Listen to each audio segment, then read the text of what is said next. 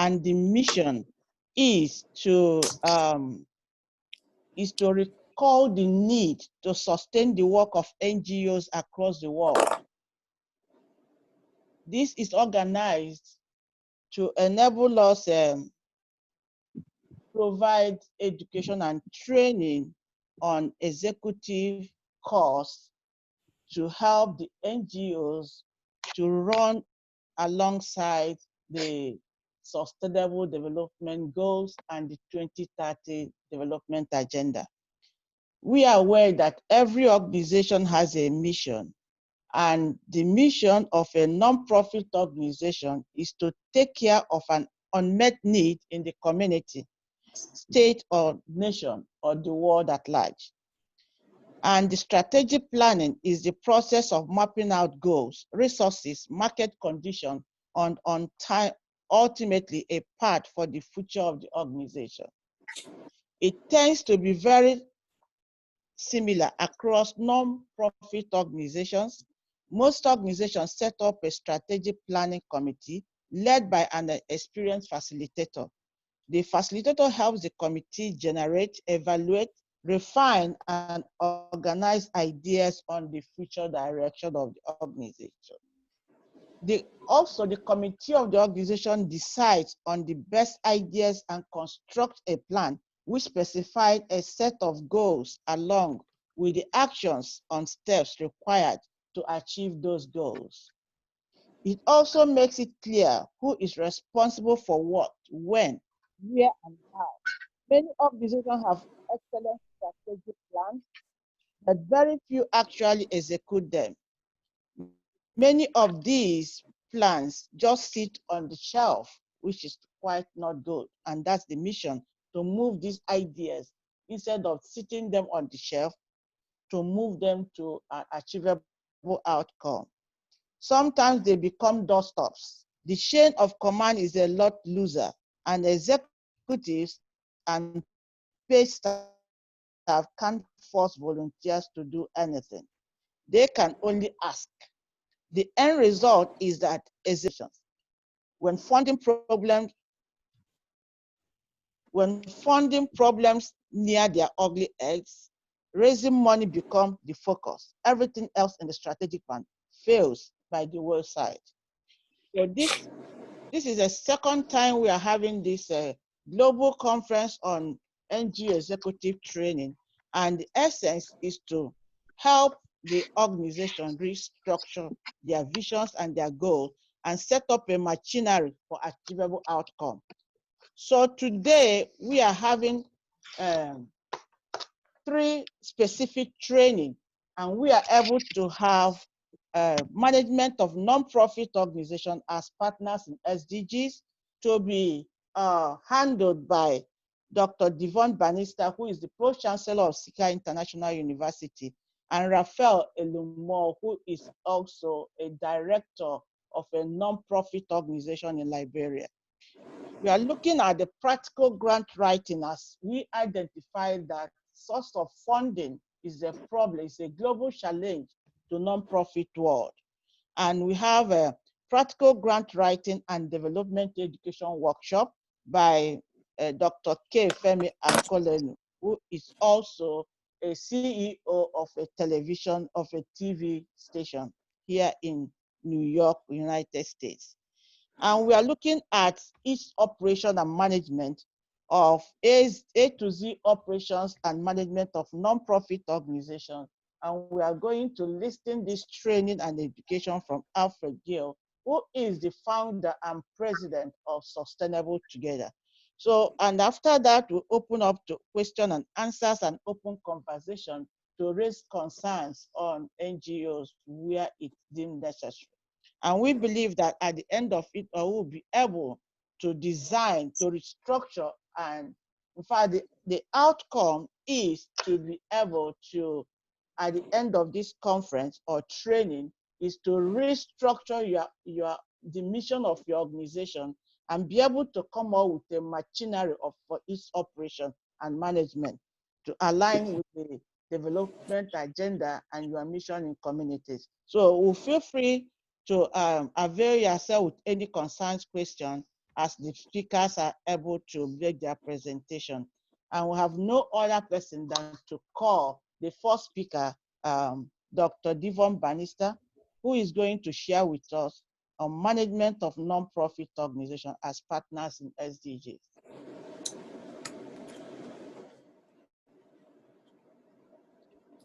Thank you very much, Dr. Ada. Let me say a pleasant good morning, good afternoon, good day, good night, whatever time of the day it is, wherever you are. Pleasant good evening and good morning, whatever time of the day it is again, to each of you.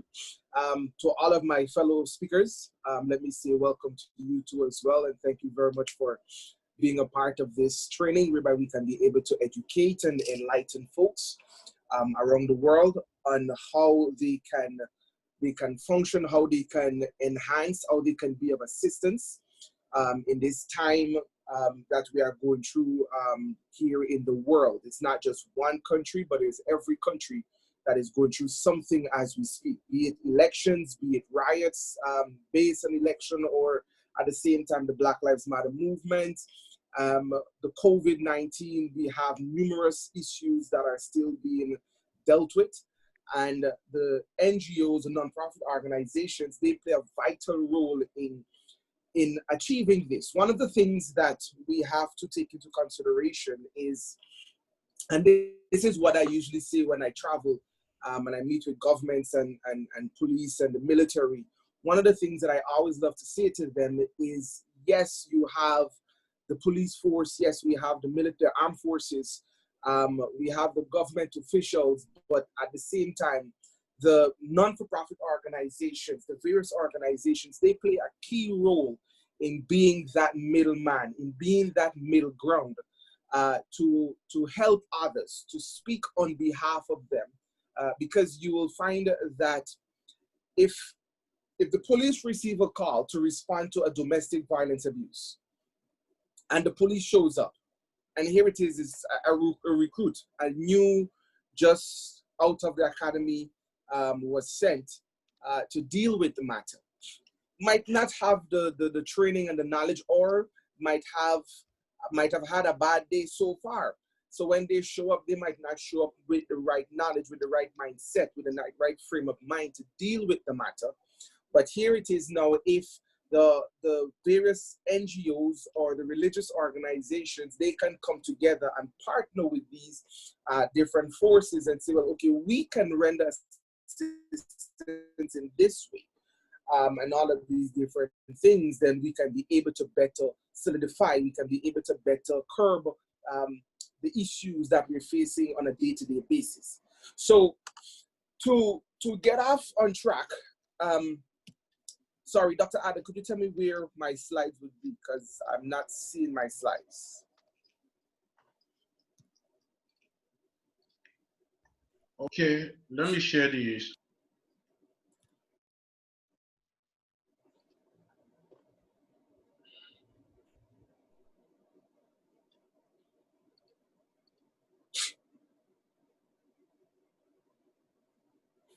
Doctor, can continue while you share the thing. Okay, so yes, so creating an organization, a non-for-profit organization, is one way in which we can help. And you having your own non-for-profit organization, take note to the name of it, non-for-profit. So don't look to make a profit. A lot of organizations, they tend to, just go to the very first slide for me, please. They tend to make a non-for-profit with the expectancy and the intentions of gaining a profit at the ending of the year. The reason why you say non-for-profit, because none means no profit. No, you can't have a profit, but at the ending of the year, you still have some, and that is what you want your NGO to be doing, or your non-profit organization. What do you want it to do exactly? Do you want it to just be an organization there where you're doing nothing, or well, let me not say doing nothing, where you have something to do, but it's not something that is meeting the masses? You want to be able to meet the masses. You want to be able to know that through everything that I'm doing, I'm making an impact.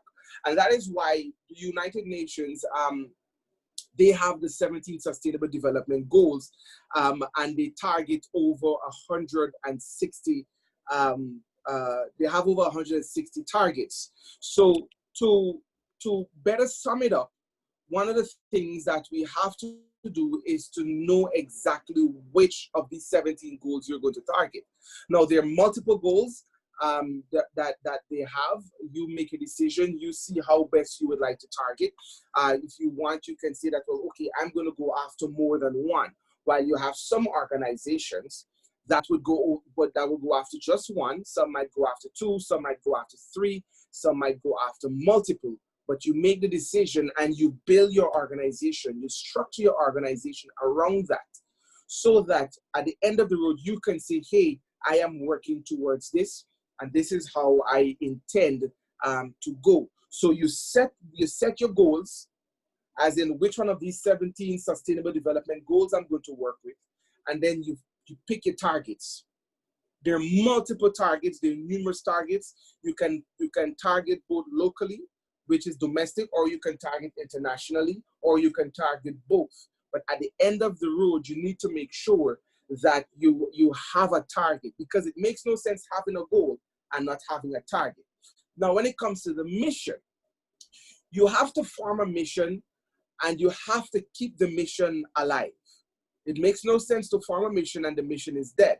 So missions are formed through personal passion to make a change or contribution. What are you looking to do with your non-for-profit organization? Are you looking to make a change, or are you looking to contribute to what's going on? In other words, let me say it this way. You have people who have great ideas. They have the idea. They know what they want to do.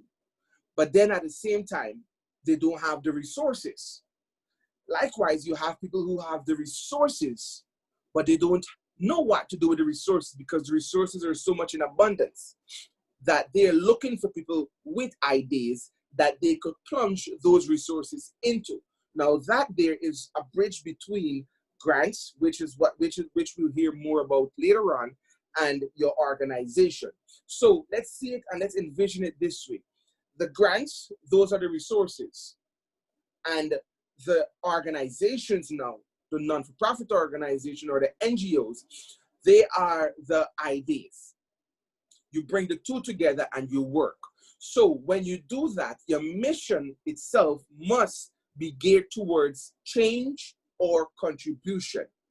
You have to have those two lined up. In some form or fashion, you're either for change or you're going to contribute to whatever's being done at the moment, so that your mission can go forward. Personal dream and vision, you must be able to structure your mission around your personal dream and vision. This is my dream, this is my vision, this is what I expect, this is what I want to do, this is the passion I have, so I'm going to run this way. Your mission, it must be geared towards societal and community needs. Societal and community needs. Take note, the operative word is needs. Not the societal and community, but the needs of them. Because these, yes, you're targeting the society, you're targeting the community, but what are you targeting them for? Are you just targeting them because you want to target them? No, you're targeting them with the expectancy, with the intentions of meeting the needs of those people. So whatever the mission is, the mission, you have to sit. You have to think, am I going to contribute to change, or am I working towards change?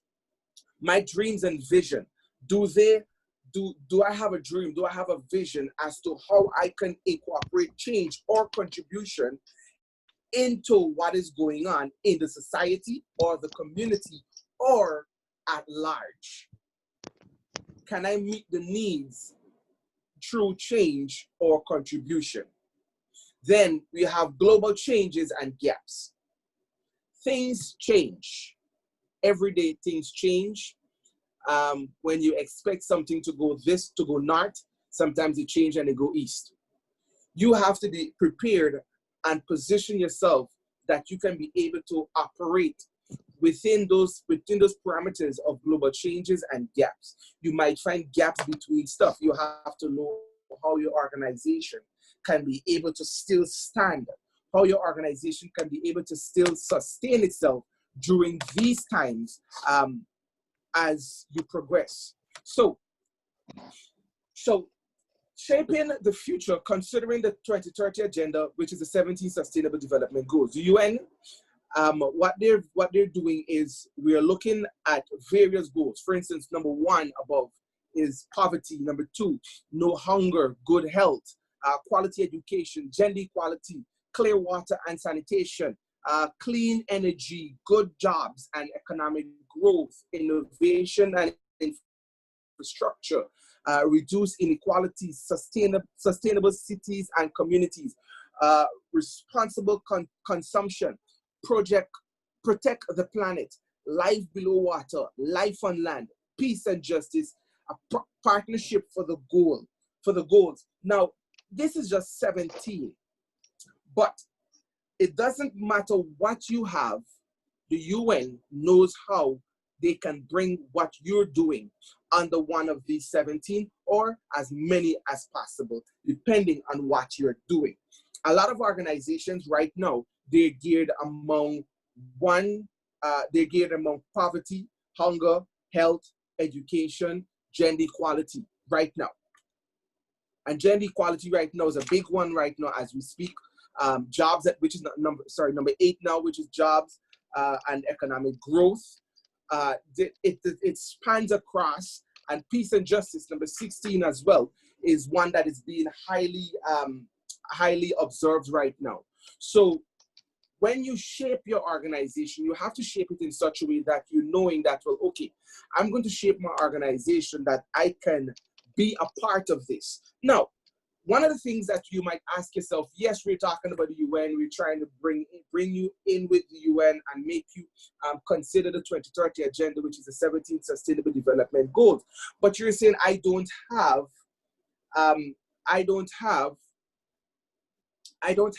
the accreditation, I don't have the status with the United Nations that I can say that, well, okay, my organization will do so. Well, put it this way. What you can do is you can partner.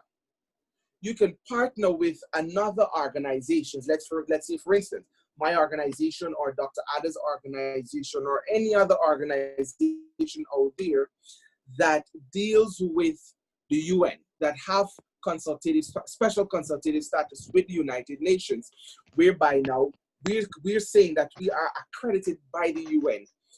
And when the UN have these various meetings, we now can say that, well, okay, these are the organizations that are working with us to help meet these 17 Sustainable Development Goals.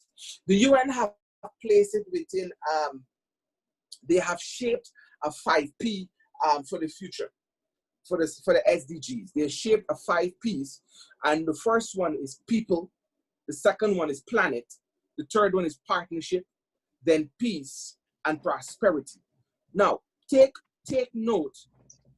It may look as though as if, because it's numbered from 1 to 17, that they are all in the same category. No, it's split up. So if you look at people, you have numbers 1, 2, 3, 4, and 5. From 1 to 5, those 5, they're geared primarily towards people. So compared to planet now jumps number 6, and then it picks up 12, 13, 14, 15. Then you have prosperity. Prosperity takes 7, 8, 9, 10, and 11. Peace takes 16. Partnership takes 17. So they have structured it in such a way that your organization can fall under any category. That's why I say you don't have to pick one of the 17. You can say that I am targeting this much. But then at the same time, what they're looking for is that you can be able to function and operate within the parameters of the 5 Ps that UN deal with. Now, every nonprofit organizations, the directors overall, not just the directors, but everyone within the organization will have challenges. So management of not-for-profit organizations as partners of to sustainable development goals.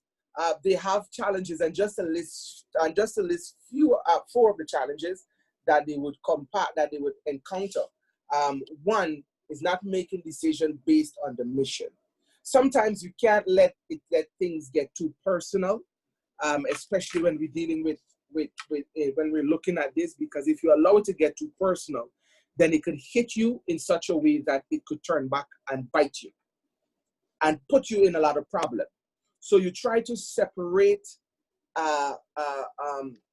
your personal feelings from time to time based on your decision making, especially when it's alignment with your mission. Because your mission could be one way, and then the decision you want to make does not align with your mission. So you have to make conscious decision based on your mission. Lack of strategic succession plan. This means when I die, do I want my organization to just shut down, or do I want it to continue going on? Do I want it to continue to operate? Well, yes, you want it to continue to operate. So you of yourself have to put certain things into place that even though you might pass on, or even if you decide to hand it over to someone else, that the organization still goes on, the mission still stays. You basically set it up that you can leave a mark, you leave an imprint. That is why we would say, once you've set up your organization, you go to the IRS or whichever country you're in, you get your 501c3 tax exempt, you get your organization incorporated, you set up a good board of executives, you make sure that you have a strategic succession plan, that the organization can still function, the organization can still operate, the organization can still go on. Lack of strategic budgeting. This is key. A lot of organizations out there right now, they're operating on a low budget. While a lot of them, they're operating on a high budget, but even though they're operating on a high budget, the budget is too high. And they don't have what it takes for the organization to continue to move. So what you need to do is you need to think. Instead of you doing 10 things, think of 2 or 3.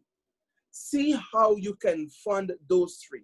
See how you could budget for those 3. See, and at the same time, be able to take care of the organization, be able to take care of yourself and everything, and still be within the parameters. Still say that my organization is going good, compared to trying to do a lot of different things and you don't have the budget for it. That is why a lot of organizations, they face challenges based on finances because they don't budget properly. It's one thing to have the finances and do bad budgeting, and it's another thing to not have the finances and do bad budgeting at the same time. Either way, you're screwed. You don't want to be screwed. You don't want to put yourself in a bad position or predicament. Limited operational time tracking. Sometimes we tend to choose to do stuff or programs or meet something, and our operational time is limited. You don't want that. You don't want that. Yes, there are times when something might come up, and like for instance, in what's going on right now, everyone is trying to scramble to see how they can tap into the COVID-19 to see what the organization can do. I know that's a spur of the moment, that's something last minute. So you have to find ways to maneuver around this. Likewise, with the rioting and the looting and the protesting that's going on based on the Black Lives Matter movement and all of these different things, it kind of puts you in a time crunch. But with limited operational time tracking, you have to be able to track what you're going to do, how you're going to do it, and then at the same time, things from the past. You must be able to show a time scheme that this is where we started. This is where what we did next. This is how we've established. You have a track record going, so that when you reach up to this point, even if you were to jump into something now, based on your track record, you show that based on your operational time management, from beginning to now, you have a very good record and you can still continue to move on and move forward. Operating action, there's a 3C model. The operating action is a 3C model, which, just move to the next slide, please.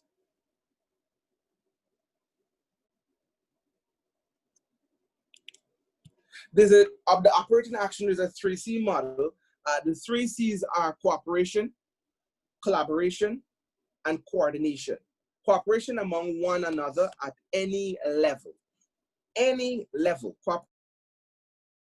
Cooperation consists of shorter term, informal and low-risk relationship based around an exchange of tangible physical software and tangible assets such as information and ideas. Organizations routinely engage in cooperative arrangements to increase organizational efficiency and effectiveness. Collaboration usually involves more durable and pervasive relationship between two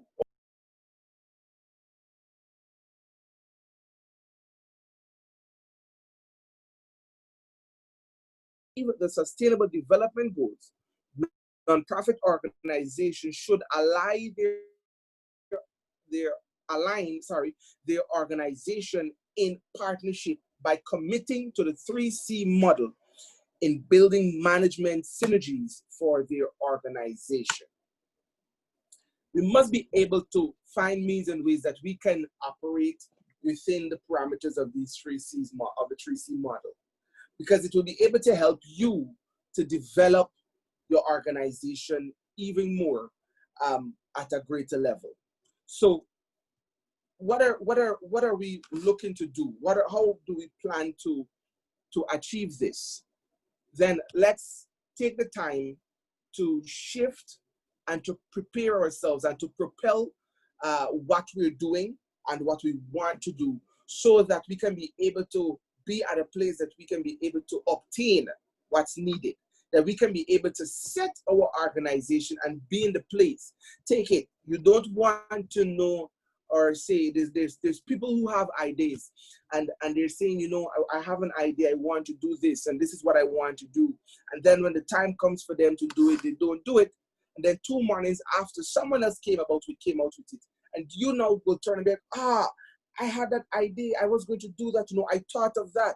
Yes, you thought of it, but you didn't act on it. So here, set up your organization. Get your 501c3. Get it cooperative and align yourself with an organization that have consultative status with the UN. You might approach the UN, yes, but then at the same time when you approach the UN might say to you, they will say to you that, well, okay, you need to go through the channels, you need to go through the ropes. And they don't just accredit organizations just like that. You go create an organization today. It's not like you create your organization today and you go to the IRS and the IRS gives you the 501c3 tax exempt document. But it's not the same thing. They will not give that to you just like that. You have to be in operation for a number of years before the UN can say, yes, we will accredit you. But here you have WULMI, Psych International University. You have Center for Sustainable Development Goal, Global Education USA, that's under Dr. Ada. You have a lot of organizations out there that deals with the UN. But here it is, the 2 organizations that we represent, and there's more organizations that we represent, we tend to target all 17 goals, all 17. And we hit all 69 targets every year. There's not been a year where we haven't hit the target. Again, we tend to look at the 5 P's: people, prosperity, partnership, peace, planet. We target all and we work towards all. We help organizations to develop themselves and to structure themselves in such a way that they can hit, even if it's 1 or 2 of the P's. Even if out of the P's, out of each P, even if they say they can take 1 of the targets, even if they can say they can take 1 of the goals, we help them to meet that. And if you have yourself now know that, well, okay, if I set up my organization, then I can do this. You have a passion for education, look at your community. If you don't want to do your community, you want to go globally, then look globally and see how you can think. But you must have track record. You must be able to show that I've been doing stuff. You must be able to show, because one of the things that the grant writers will tell you that grantors, funders are looking for, they must be able to see that you have been in operation. They must be able to see that you've done stuff in the past. As small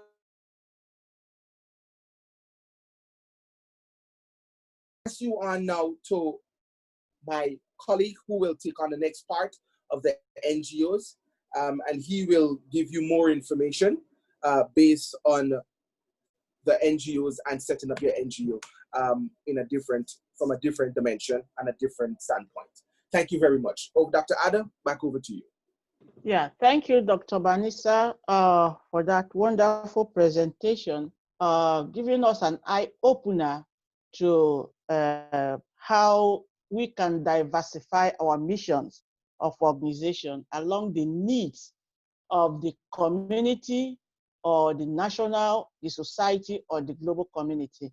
But most of the time, we do tend guide NGOs to focus their mission within the community, because when you make it global, it seems to be wide, broader, seems to be broader. And if your mission is too broad, it might be too big, depending on the age, depending how young your organization is. If you have an organization that's very big, and then you can spread your mission, provided you have representatives and or partners in various global communities we are aligning your mission. Again, the SDG, the 17 Sustainable Development Goal and the 169 target is an eye-opener. It's too broad that no matter how you want to align your mission, you must see a project from each of them. Is your mission people focused? Are you focusing it on the planet, that's the community, the resources in the community? Are you focusing it on the prosperity of individuals? What do you want to address? You want to address solutions to community needs, or you want to address peace? Of course, most of us all know what's going on. Have people suffer from health peace, emotional peace, societal peace, conflicts, everything. So it is so broad that an idea you can come out, and once you have a project, you'll be able to direct your resources, know how to seek for your funding. Probably when we have the workshop trainer on the grant writing, you'll be able to learn more on this issue. So, and then again, Dr. Mani was able to tell us about proper budgeting. You cannot budget when you don't have a viable project rested on a good mission. So these are areas that is very, very important in trying to address your organization. So take a look at the 17 goals of the United Nations. Align your mission. Which of the goals are you interested in? And which group are you focused on? At times I do tell some organizations, you are on women, you are on girls, and you say women and girls. Fine, but what do you want to achieve? What angle of women and girls do you want to achieve?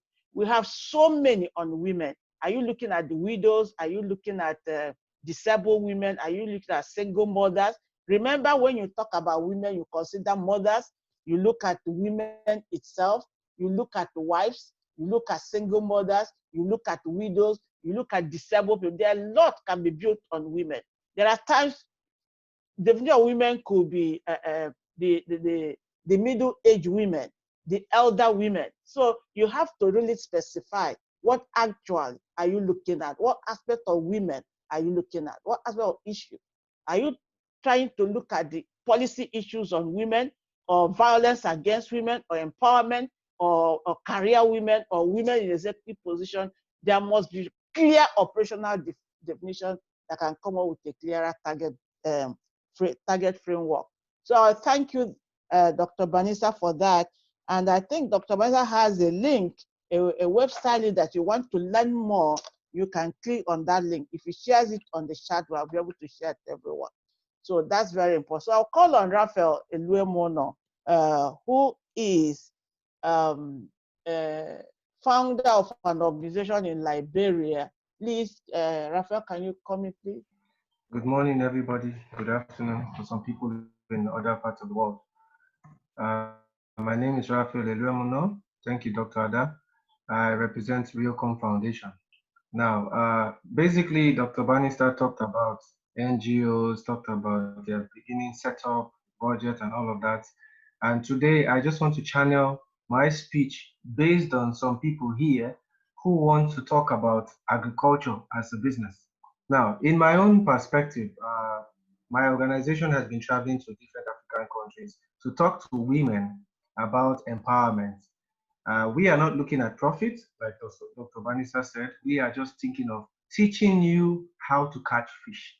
So for the SDG goals, I just want to focus basically on empowerment, and out of the areas which we focus on, which has to do with health, education, technology, I just want to talk about agriculture. And for that, we talk about young men, young ladies from the age of 18 to 25 who choose agriculture as a source of livelihood. And we look at the access, the kind of technologies and all of that, ways for the men and the women to come together, because there should be no discrimination in terms of learning. So basically, let me go through my slides gradually. Um, for the introductory part of it, we're talking about small scale farmers, because everything has to do with budget. We talk about small scale farmers, we discover that approximately 80% of the poultry production has to do with building economy of any country. From experience, Liberia has 68% of their eggs brought in from Lebanon, which is a shame for all of us in Africa who can't sit down to do this. So I decided to do a small presentation which we share with all our partners, that do not give up in starting. It takes you some years, maybe 1 or 2 years to get your status, but you could actually start small, do something that people can see, according to our doctor, get recognition, and then from there, you can get support. The funders want to see how much you can do. So basically, I just have this topic to cover about it: women in agribusiness, poultry training. We just go through the basics. What is agribusiness, agriculture, and business? Opportunities in the poultry business: meat production, egg production, meat processing, the ABC of poultry farming, how to know and select your chicks, brooding, medication program, biosecurity, egg production itself, meat production, record keeping, which is very important, because when you go into things like this, you should know, are you making profit or you are making a loss? And then you have to know and create your target market. And basically, we have the practical session. Now, this, like I said, is directed to people who are listening to this program to say, if they are here and they want to start up their own organizations, our job as the consortium is to try and teach. Now, we are not looking at making money from teaching you. Dr. Da says, let's come together and set up something powerful for people to go home with. So for us, we are ready to say this knowledge, we are going to give it for free. And through Dr. Da, we could actually talk to some of you in your different countries, where we'll be flying in to meet you people and do some of these live sessions, so that you see that you can actually start your own business small and grow bigger. Thank you very much, Dr. Ada. Yeah. Thank you very much, everybody.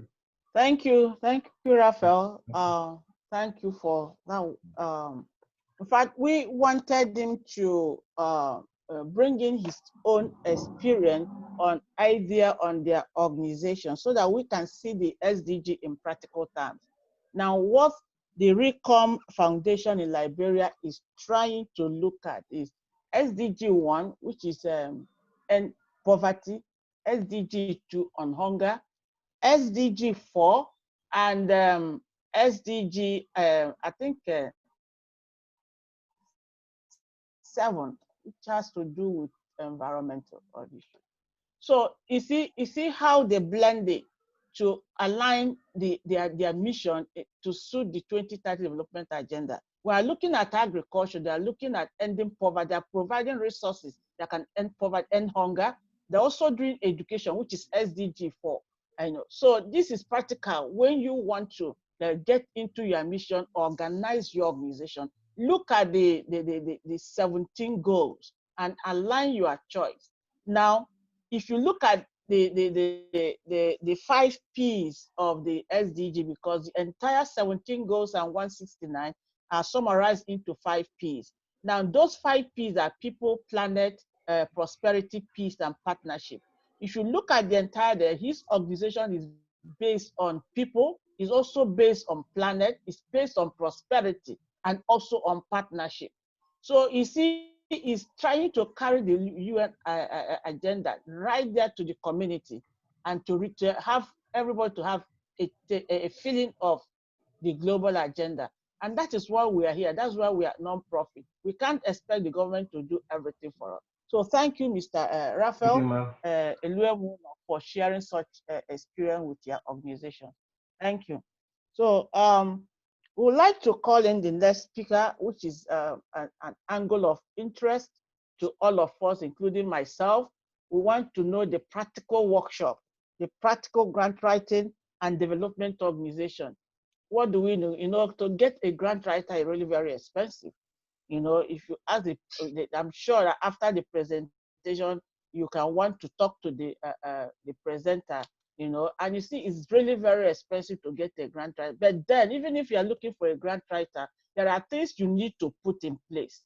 And this is what we need to this education. So we are calling on Mr. Kefemi Akolenuku, is also a CEO of a television station here in United States. So please take over.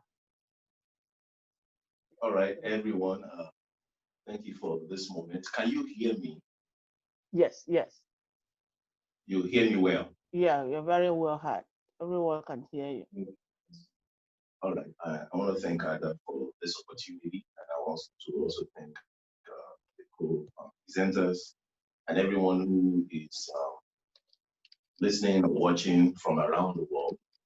As she just mentioned, I'm the CEO of Live Zone Television here in New York, and it's a 24/7 channel that's actually been around for the past 10 years.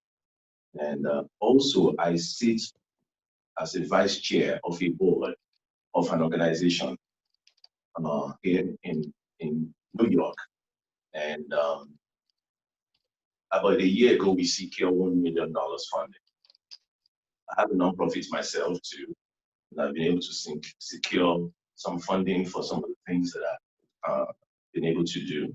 So I know a thing or two about what I'm presenting to you today. So for this presentation, I decided to divide it into two. I'll be talking about the COVID-19 grants, just kind of touching on that a little bit. And then also talking about grants in general. Now, there's a lot to learn about grants, and this session would not, you know, be the place to learn everything, but at least it can get you started and set you in the right direction. Another thing I do is I have a mentoring platform for nonprofit people as well as for-profit business owners, and it's a monthly mentoring platform that allows them to join that platform. It's called High Flyer Mentoring, and there are information there already that they're able to tap into, and information is constantly being added to the platform so that they can continue to learn. You can check the link that I've provided later for that. All right, so let's get into the presentation today. I will be talking first about the COVID-19 grant. Now, I understand that the participants are from all over the world. So one or two of the things I will be sharing may not apply to you, but I'll still talk about it anyway, because I don't know who is here in America and who is, you know, outside of America. Now, the government released the CARE Act because of this pandemic that took place here. Well, that's affecting the whole world. But in America, the CARE Act was set up to help businesses, to help individuals, to help nonprofit organizations. The organization that I sit as a board for, we got $694,000 from the PPP. So The CARE Act comprises of what they call the PPP, which is the Paycheck Protection Program, because many people are not able to pay their salaries or salaries to their employees because of the pandemic. So the government released the CARE Act, and they want to make sure that people's salaries are not cut and that people are not fired. So with that program, businesses, nonprofits are able to retain their employees and keep paying salaries. So we were able to get $694,000 for that. I did a seminar on this, and just last month, about 4 of the folks who attended my seminar secured a total of $37,000 to help them also, small business owners, to help them with paycheck and, being able to pay themselves or pay their workers.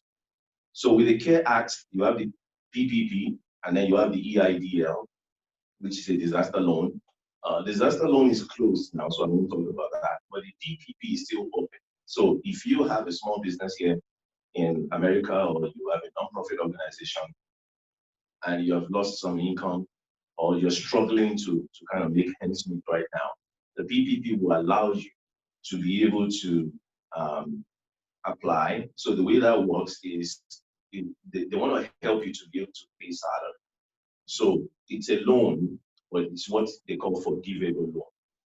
So as long as what you get is going to cover the salaries, for yourself, for your employees, then it is automatically forgiven. Well, not exactly automatically. At the end of the 8 weeks that they're covering, then you just apply for the forgiveness and they will forgive you, as long as it's used for that purpose.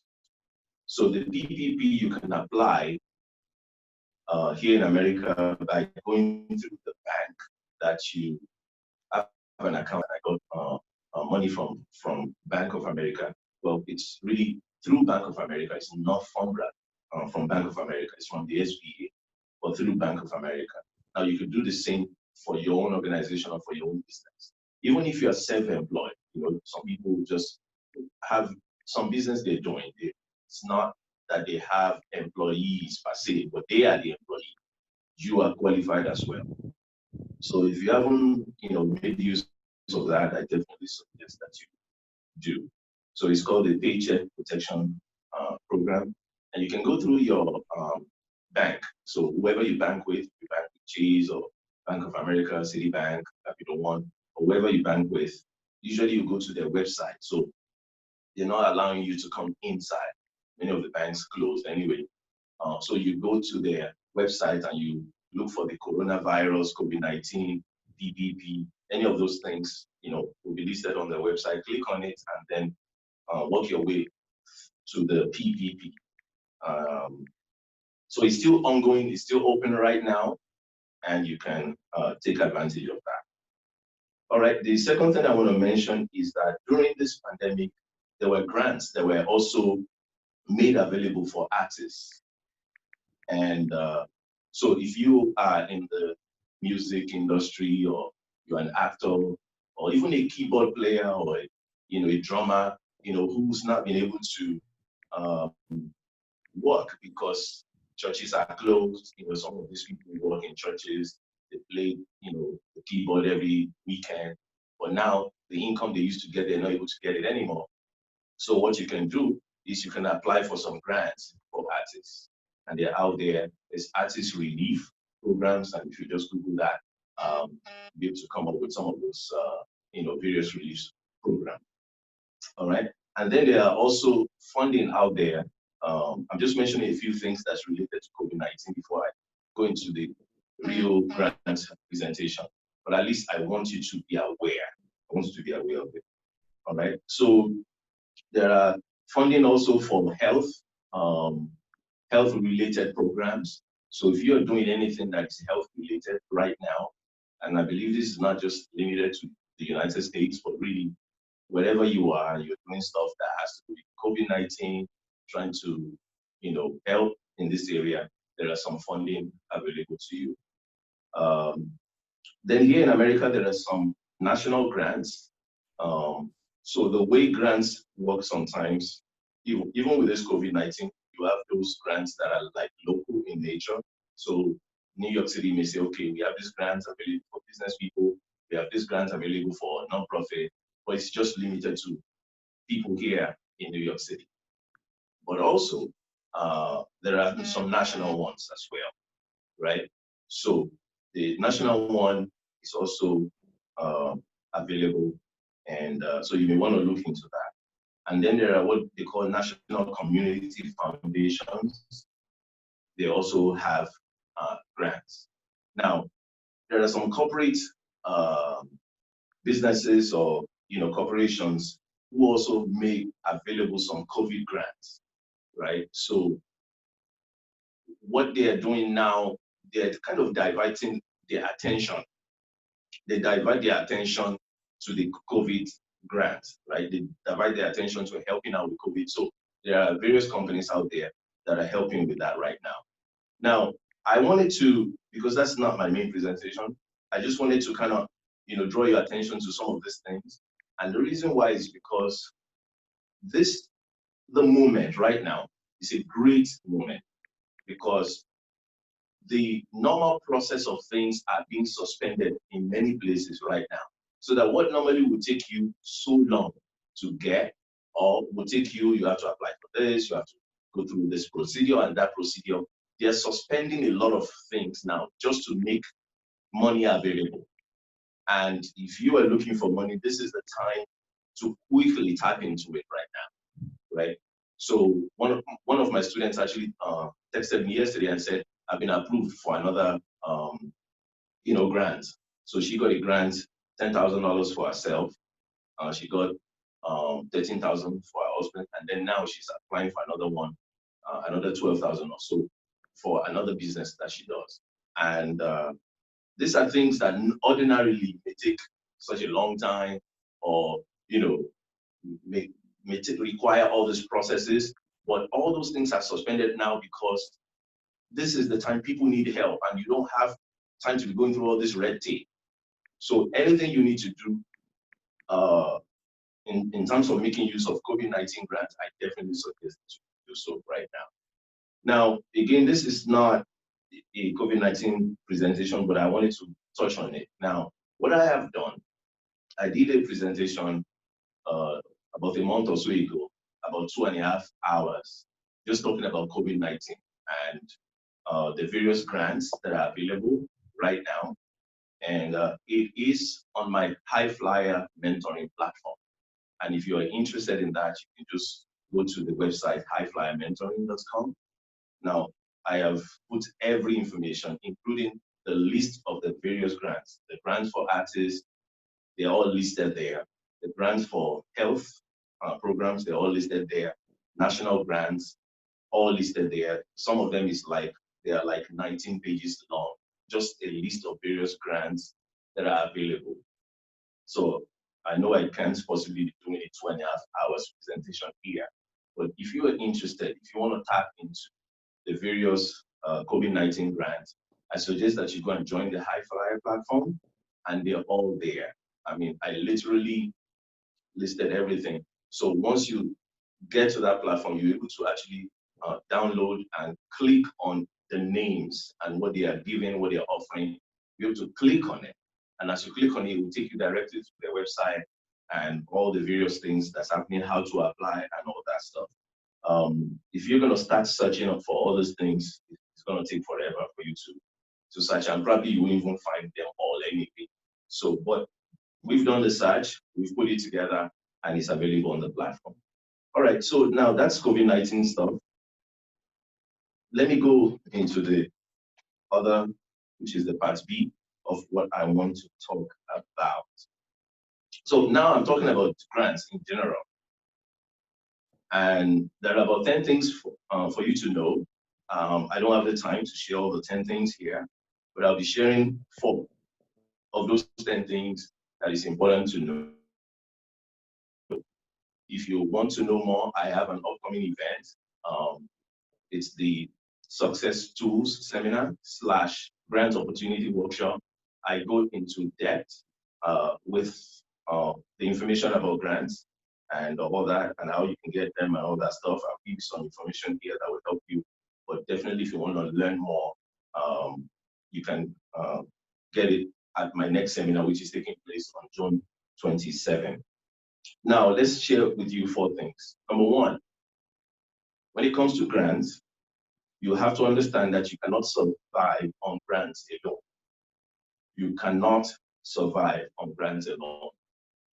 So I have my own nonprofit, and I also sit as a board member on another nonprofit. I've not been doing as much personally with my own personal nonprofit. At the moment, I have so many things I'm doing, but I am pretty active with the nonprofit that I sit as a board for. And we are constantly getting grants. But apart from the grants, we also have some city contracts. So from New York City, there are programs that we do, and they're able to say, okay, here is $500,000 for you to run the program you are running. And so we have those ones too. So we have city contracts or city funded type of programs that we are running. And we also have the foundations that give us money. And they give us 5,000, from this particular foundation, another foundation, $10,000, another foundation, $50,000, another foundation, $100,000. Just before this pandemic hits the world, we were at a meeting, and I was part of that meeting where we were sitting with a funder. And so they ultimately want to give us $1 million, but they're starting it because it's a new relationship. So they will give us $100,000 first, see how that goes, and then we can now apply for more. And then we got, over a year ago, $1 million. So it's possible for the various things that you're doing to be funded. But you need to understand that you cannot survive on grants alone. As a nonprofit organization, you need multiple streams of income to support your nonprofit. You need multiple streams of income. So you need to be thinking about various places where income can come in, not just grants, right? Now, I have put something here. In 2018, 373 rather, 0.4 billion was given away in grants here in America. And 16%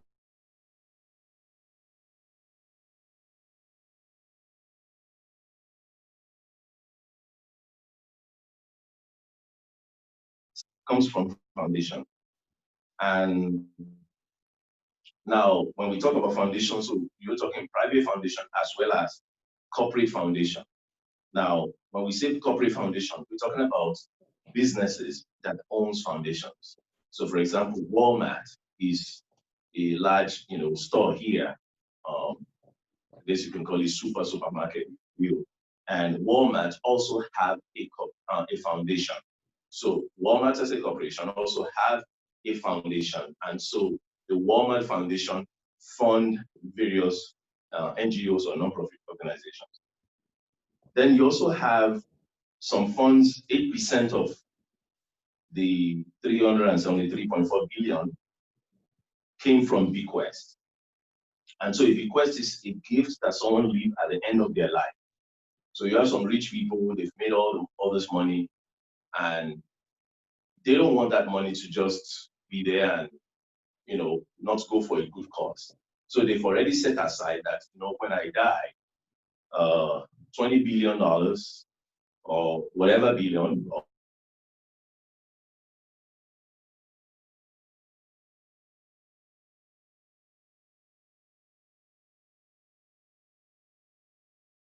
like that, because it's usually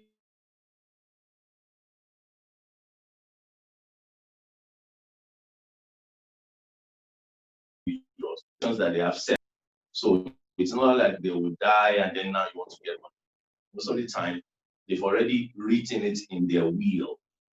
So the relationship you have with them is what will lead them to say, what, when I die, this amount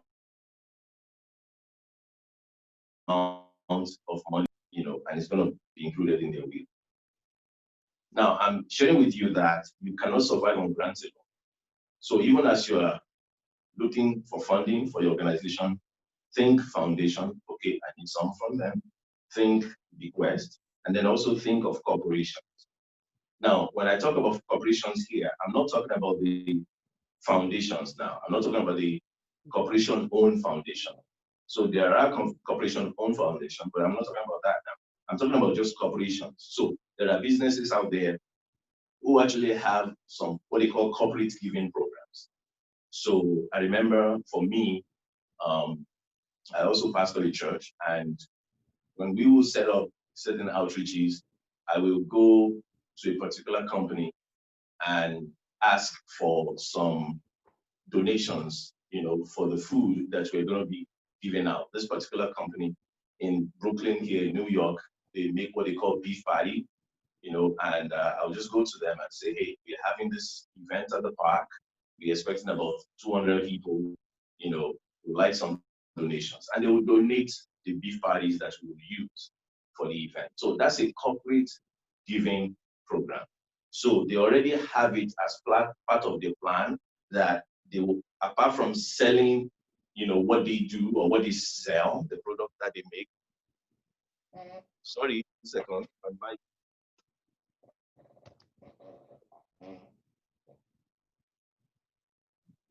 Hopefully this one stays alive. So apart from selling the products that they make, right? They also have it in plan that they will also give away some of these products. So it could be, let's say, Johnson and Johnson. Maybe they make baby powder or diapers or things for women or men and things like that. They sell those, but also they have a corporate giving program.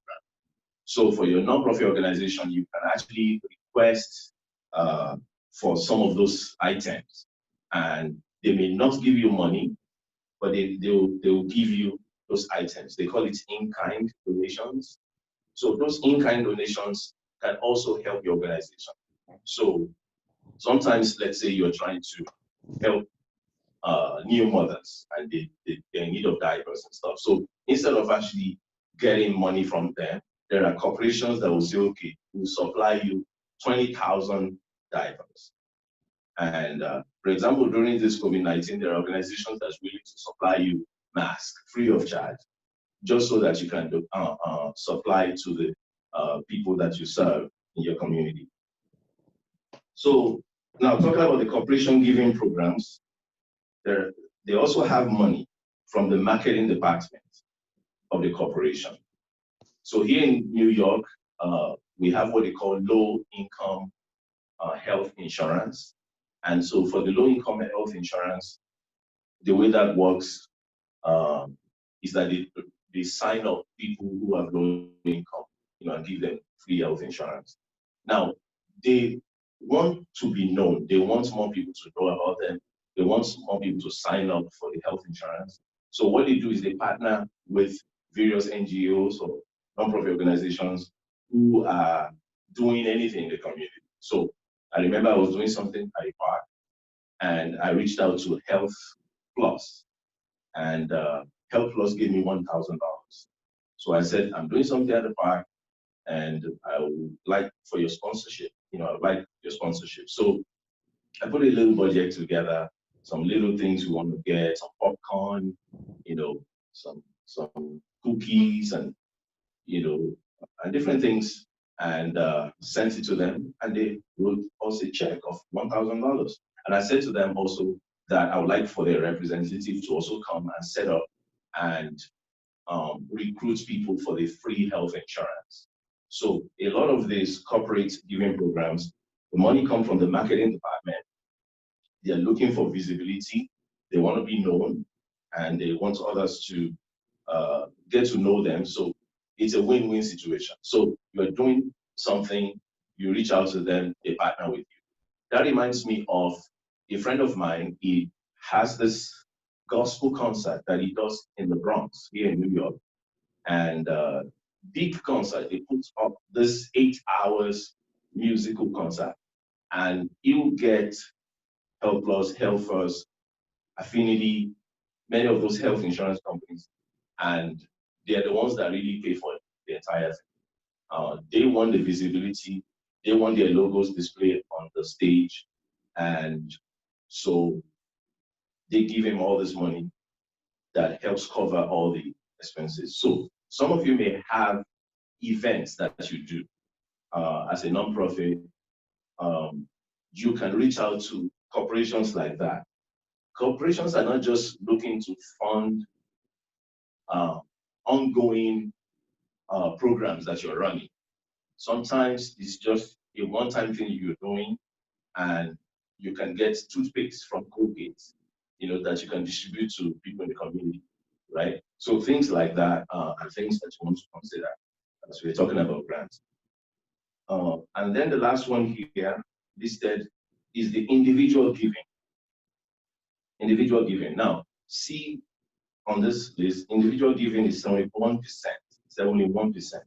So sometimes you're trying to get the big money, but guess what? The small people, everyday individual, they will give you between 1,000 to 3,000. So according to that, the 2018 statistic, 71% of money given out came from individuals who gave between $1,000 to $3,000 for the year. So even as you're putting together your fundraising effort, you're looking for big money, but also don't neglect the small money. And I love how some nonprofit organizations have packaged what they do. So for example, I know this ministry here in New York, in Brooklyn. So they serve children. So they have this outreaches that they do for children. So they've put it together in such a way that they say, if you give us $100, $100 will cater to 5 children. So that way, as an individual who's giving towards what you're doing, when you give that $100 in your mind, you know that, oh, I'm giving towards 5 children. So you may want to put together whatever you do. Okay, let's say you train, people in agriculture or something, right? Okay, with your training, if somebody gives $50, how many of your students can that $50 train? Maybe that $50 can train one person. Okay, if they give $100, how many people can you train? So you want to kind of set it up in a way that somebody can feel like, okay, guess what? I will train one person. I will train 5 people. I will train 20 people. So you can structure what you're doing in such a way, and individuals can begin to contribute towards that. But as we are talking about the fact that you cannot survive on grants alone, you also have to think, because foundations want to know that after we give you this 50,000, after we give you this 100,000, and you finish spending that, then what next? Are you going to shut down? Is this program that you're running, is that going to be the end of it? Or do you have another plan in place? Are there other sources of income? So it's very important that as you're running a nonprofit organization, that you also think about how your nonprofit will continue to be sustained. The foundation is likely going to not want to bother with you if they feel like you don't have any plan as to how you can sustain the program that you're running, because they're in it for the long haul. Really, there are foundations who want to fund you today. Let's say they give you 25,000. They would love to fund you next year again. Maybe this time around 50,000, especially as they see the great things you've done. You've put all the reports together and you're showing them what you've done.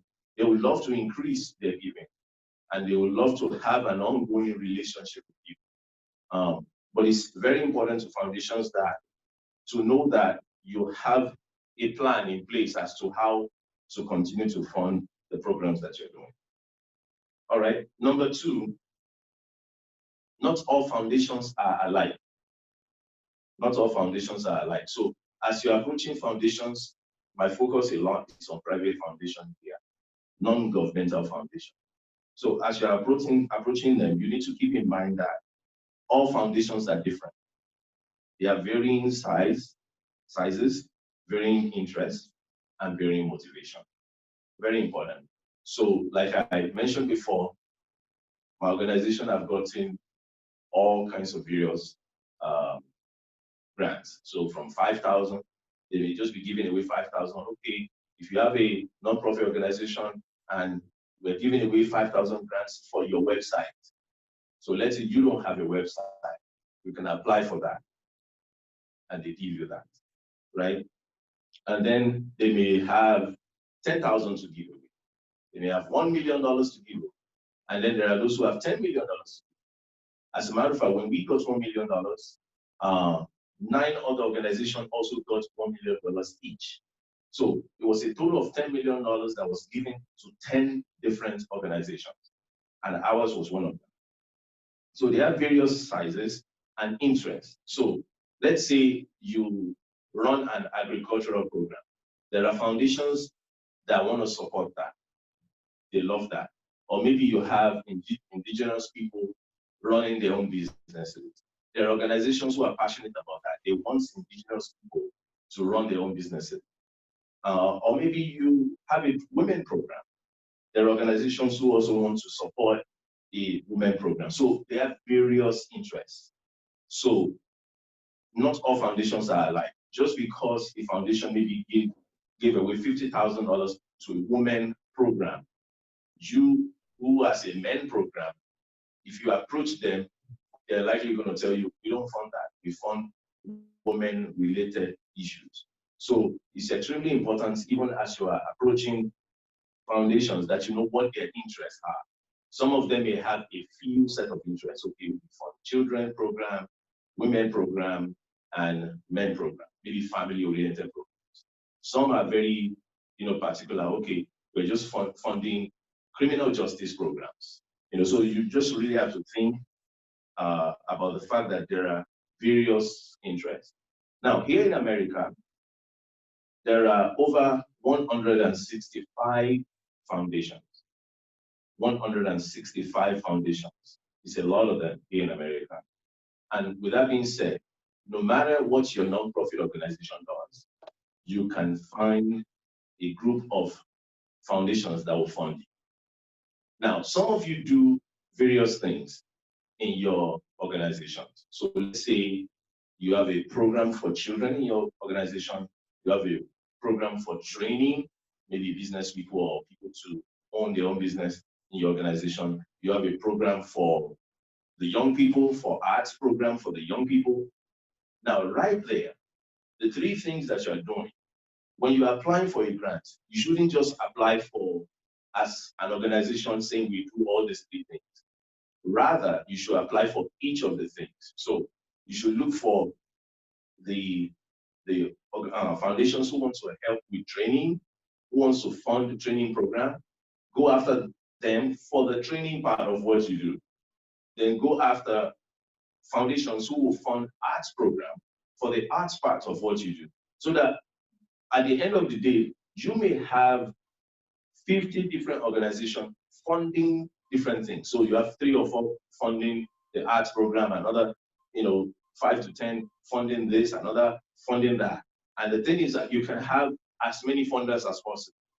So don't just go and apply for one grant. We just want one grant for everything you do. No, separate everything you do, because some people are only interested in the arts program for the children. That's all they're going to fund. I'll give you an example. Somebody who has, let's say, a senior citizen home or senior citizen program. But in the senior citizen program, one of the recreation that they have going has to be an arts program for the senior citizen. So the main thing is really a senior citizen. Their main focus as an organization or as an NGO is senior citizens. But they have a program within the organization where the senior citizens are able to use arts and enjoy arts and all that kind of stuff, maybe arts and crafts and things like that. Now, your organization will not qualify to apply to a foundation who's only supporting arts program as a senior citizen focused organization. So how do you get around that? It's very simple. You just pick the arts program of your senior citizen, house or whatever you want to call it, you pick the arts program of that, and that's what you present to them. So you give it a name. We have this arts program for seniors, but it's arts programs. Because it could be for seniors, it don't matter who it's for. As long as you are highlighting the fact that this is the arts program, and we want you to fund the arts program. Now, the funny thing is that the arts program, it just be an hour or two of what you do with this senior citizen. But yeah, the arts program can bring so much money that it helps your overall foundation. So that's why I'm sharing this with you, so that you understand that you can literally get funding for the various aspects of the programs that you run. All right. So now, when I talk about the fact that not all foundations are alike, there are three main types of foundation I want to highlight here. The first one is private foundations, where money comes from the endowment, and usually they don't raise funds from the public. It's somebody who has money. Most of the time it's from their personal wealth, and they decide to give a portion of it to causes throughout their foundation. So whether they are into women causes, men causes, family causes, marriage causes, I mean, just anything you can think of, among the 165,000 foundations, they fund everything. So, and most of the time it's an independent, family foundation. So such as Melinda Gates or Kellogg or MacArthur.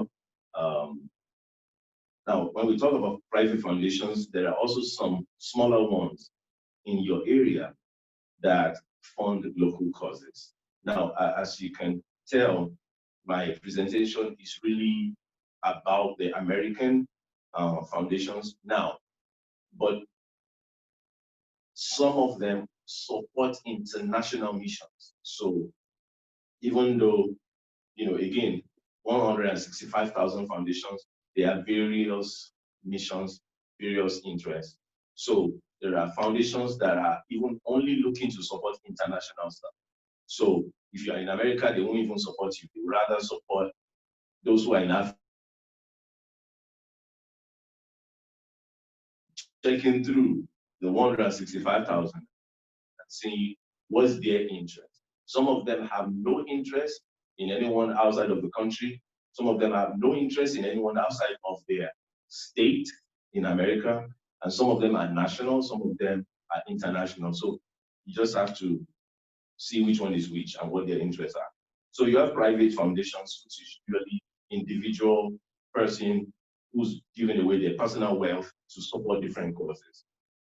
And then you also have the company-sponsored ones, right? Funds that comes from for-profit business that have foundation. And reaching out to them, again, you need to know what are your interests. Walmart Foundation, if Best Buy has a foundation, I don't know, they do. What are your interests? What do you fund? Is it technology? What is it that you fund? And once you know what they fund, then you know how to apply. Like I mentioned before, an organization may be funding just an aspect of what you do. May not be your main focus, but what they fund is one of the things you do. Then you can present that part of what you do to be the one that you want them to fund. All right. Some of these company-sponsored foundations, they give, to everybody. Then there is also the operating foundations. So these are the type of foundations that you stay away from, because they only have award a few grants, and they usually give to their own foundation and to their own causes. So like Getty Fund, for example, they only give to themselves. Then they give some internships here and there, fellowships here and there, but they don't really give to outside world. So don't bother with operating foundations. All right, number 3, foundations must give away money. Here in America, if you are registered as a foundation, the IRS requires you to give away minimum of 5% of the previous year asset. So from last year's profit and all that stuff, you are to give away 5%. So now I know in other parts of the world, sometimes they call something foundation and they're not giving away any money. But here in America, if you are a foundation, by law, before you can be a foundation, you have to give away 5%. So, and foundations, that's why they set it up anyway. They want to give money, right? The average of these foundations give away about 6 to 8% of their previous year's asset. Some of them actually give away up to 40%, between 20 to 40%. They give away that type of money. Now, as we're talking about foundations giving away money, I believe I touched on this already. The other types, the direct corporate giving program. So where a company, for example, they want to give away some money, like the one from health insurance and things like that. So when it comes to corporates giving away money, when they make a lot of money for the year, they give more. When they make less, they give less. But there are companies here in America that you can approach and ask what their giving program is, if it's foundation based or if it's just a giving program, where in some cases they even support or encourage their employees to go and support different nonprofits, whether with money or time, or even with their professional resources and experience. So there may be a law group that supports foundations or that supports nonprofit organizations, and they're willing to do your law work for you free of charge, those kind of stuff. So they're all out there. So as we're thinking about grants and giving and all that stuff, think about it more than just money alone. Sometimes they're willing to come and spend some time to help you reorganize your organization or even train your people. I've been to several trainings like that, where the foundations will sponsor our organization for a training. So there are things like that as well. Let me jump to number 4. In regards to grant writing. Grant writing is never about the need of your organization. Grant writing is never about the need of your organization. So as you're thinking about your organization, don't think, okay, I'm going to get money so that I can have my light on. Here in America, of course, light is on 24/7, but if you cannot afford to pay your electric bill, they can turn off your light. So it's not really about putting gas in your car or paying your salary. That's not what grant writing is all about. And this is very key, because sometimes when people are writing proposals, they're thinking, well, I'll just tell them all my needs. No, that's not what impresses them. What impresses them is what you're doing for the community. What is it that you're doing for the community? What are the needs of the community? Are you aware of those needs of the community, right? And how are you fulfilling those needs? How are you helping to meet those needs? Do you have knowledge about how to meet those needs? That's really what foundations are supporting. Now, in the process, yes, they will support, sometimes they will support your building, they will support other things, but primarily it's not about the needs you have, but rather how you help meet the needs of the community. And if they are seeing that you are meeting the needs of your community, then they want to come on board to help you with that. Now, one question that's very important to keep in mind is credibility issues. They want to know, number one, are you a legal nonprofit? Here in America, foundations tend to give to 501c3 organizations. So if you're a nonprofit organizations and you're a 501c3, for the ones who give to American NGOs, now if you're around the world, obviously you don't have 501c3, you are something else. But here in America, they usually tend to fund. Well, I hope you can still hear me. Yes. Can you still hear me? All right. So here in America, they usually tend to fund 501c3 organizations. Now, if you want to have funding and you are not 501c3, so they have what they call, you can use some fiscal, just get my things together here. So you can use some fiscal agencies, if you will, that can help you with that. So you don't have 501c3, but somebody else does. So you can actually really work with their own 501c3, right? So they've set it up like that, where you can use a fiscal conduit.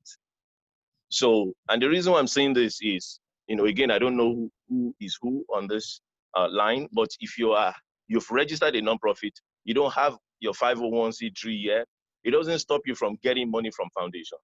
There's a lady who, she started some kind of program and she reached out to some people. They want to give her $50,000, but she doesn't have a 501c3. So she came to our organization and said, can you be our fiscal conduit? Said, no problem. So with fiscal conduit, the way that works is they will charge you maybe about 10% or something, 15% of whatever you get, but at least it allows you to still be able to get that money. So if you are in that category, you don't have your 501c3 spending, you can still go ahead and apply for foundations. Now, talking about foundations, some of these foundations, they have websites, and so you can find out more about what they do, what they are funding, when they are funding it, and in some cases, they even release what they call the Rfps. So the RFP is where they request for proposals, and they may say, okay, we are looking for proposals for organization who's doing this or doing that. We want to fund you. Respond to us by such and such a date, and then you are able to send in your proposal for that. Some of them don't have a website. As a matter of fact, there's a number of foundations that don't have a website. So the general public wouldn't know about them, but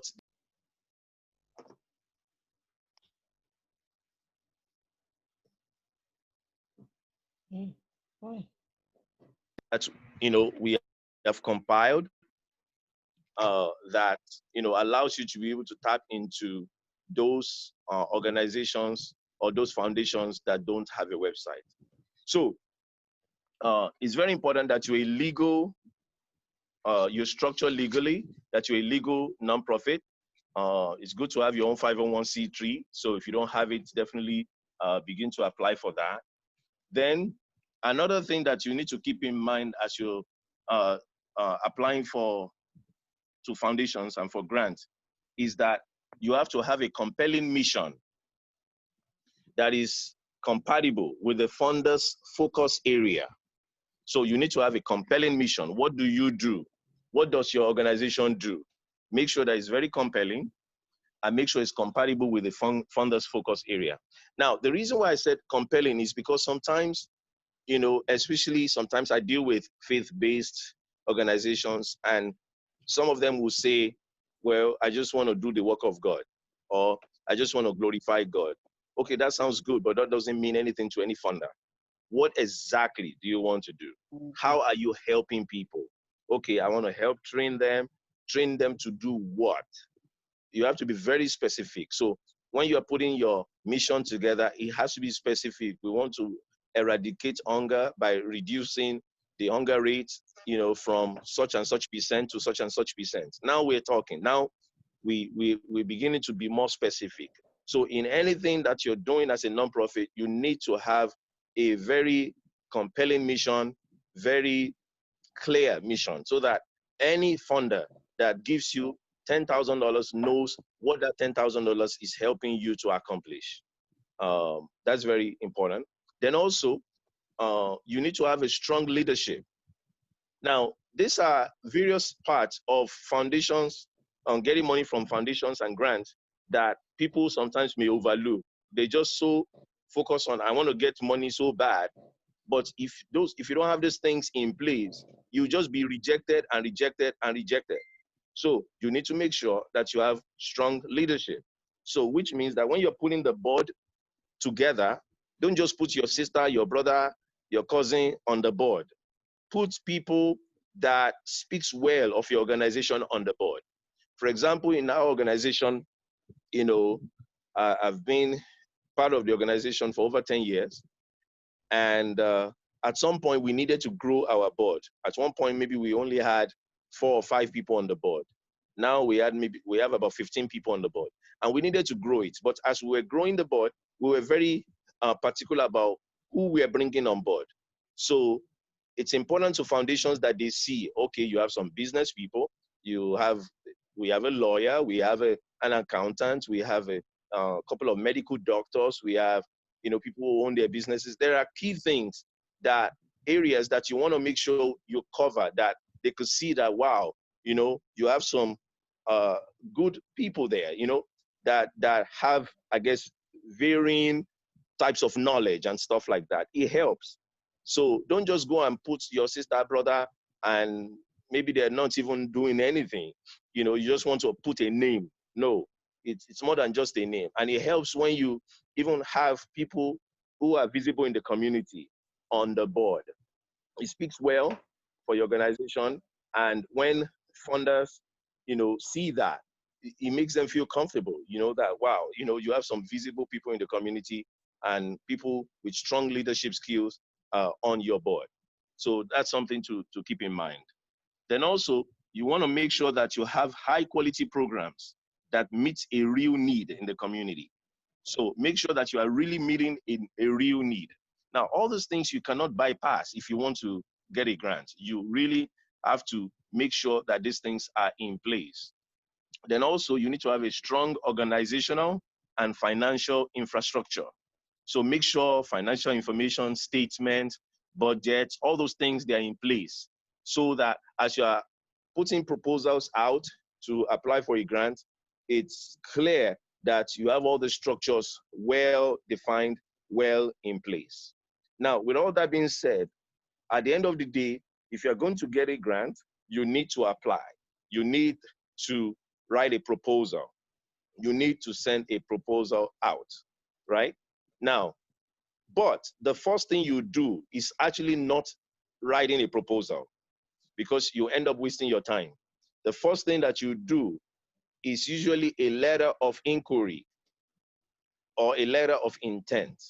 It's usually 1 or 2 pages asking them what their interests are, letting them know you're interested in applying, a little bit of what you do, just really, just a letter of inquiry. Don't write a whole proposal and all that kind of stuff yet.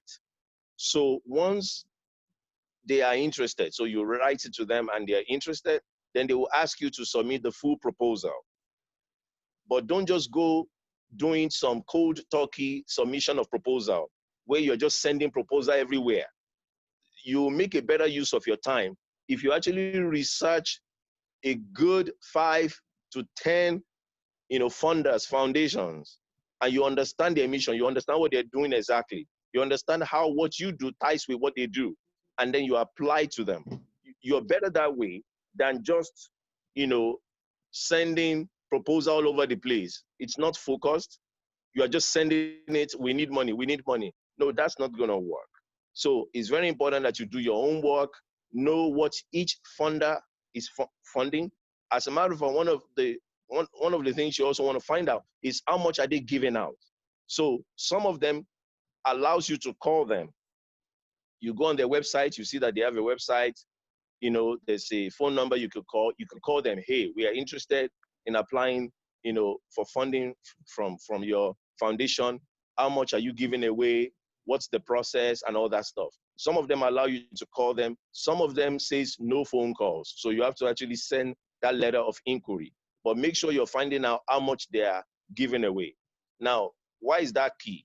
If, let's say, they're giving away 50,000, and you put in your proposal that you are looking for 250,000, they will just trash your proposal, because obviously you did not do your research. You did not see what they are giving away. Don't ask them more than what they are giving. If they say they're only giving 5,000, don't say, well, please stretch it to 10,000 or anything like that. Stick with what they say they are doing. If they say it's 10,000, ask for 10,000. If you don't know what they're giving away, inquire first before you start asking for the money. Very, very important. And so in your proposal, of course, budget has to be there. Budgets for yourself, if you are the executive director, your salary, the salary of the various people that work for you, all that needs to be in the budget that you're putting together. Now, there's a lot to share about grants and funding and all that stuff. but I believe this at least would have gotten you started, help you to understand how, this thing work. If you want to learn more, like I said before, be a part of the high flyer mentoring, all the COVID-19 grants. I mean, many pages upon pages upon pages of all kinds of grants that are available right now on that platform. Go to highmentoring.com, sign up, and then all the list of the various grants. So I've just told you that there are grants, but I didn't give you a list because I don't have time to give you a list. So there's a list of grants you can click. Once you join the high flyer mentoring, you can start clicking on each grant, whether it's the health grant or the artist grant or the individual grant, all kinds of grants. You can start clicking and it will take you directly to their website. They're all listed there. And if you want to know more, about grants, I'll be teaching more details on the 27th, which is the Success Tools seminar I'm having, which is the second link there. And then I did a seminar already, which is available on demand right now, how to start your own business and nonprofit. And that also includes getting corporate grants. You can sign up for that. I also do this thing called media mentoring sessions. And within media mentoring sessions, I teach you how your organizations can be featured on mainstream media. And when I'm talking about mainstream media, I'm talking about CNN, Fox, NBC, ABC, the various media platforms, New York Times, Wall Street Journal. I have been featured in the New York Times. I've been featured on TBN and over 15 media platforms. And how can your organization be featured on all those various platforms? And they are all free, by the way. It is free to be featured on CNN or ABC or NBC or Wall Street Journal or New York Times. It's free. And I'll be teaching you how that works. How do you get to be featured and stuff like that? Now, why is that important? It's important because it gives your organization visibility. Just imagine that CNN features you. Imagine the kind of caliber of people that will begin to want to reach out to your organization, that want to now know about your organization and can possibly start funding your organization because of your visibility on CNN. I remember when New York Times wrote about me, I started getting all kinds of calls from all kinds of people who want to work with me from all kinds of races, So that's what media can do, the visibility that you get. Now, I'm not talking about advertisement. You are not paying for anything here. When it comes to the media being featured on mainstream media, it's not something you pay for. It's something that once you pitch to them, which I teach you in my media mentoring sessions, once you pitch to them and they agree to have you featured, it's free publicity for you. So check out those links. I'm sure they'll be helpful to you. But I definitely encourage you to sign up for my high flyer mentoring platform, and you can get a list of all these various grants that are available right now. I want to thank you for the opportunity to present, and I'll turn it over to Ada. Well, thank you, Mr. Pastor Femi. Thank you for that marathon educational workshop. It's just an eye opener, and that boils down from it. Also correlates what the previous speaker said about your mission and your focus. But this one is sort of expanded further when it goes to the meat of what NGOs ascribe for, which is funding. So you have just expanded our horizon on foundation, bequest, and corporation grant. So most of the time when you want to do your program, also consider the angle of in-kind donation, which can also support your organization. Now, when you look at bequest funding, you can expand this to your members of the board, and philanthropists in the community where your organization is focused. So they can as well consider bequeathing some of their resources to support your organization. So this education is still not yet okay, because we need more of this, Mr. Femi.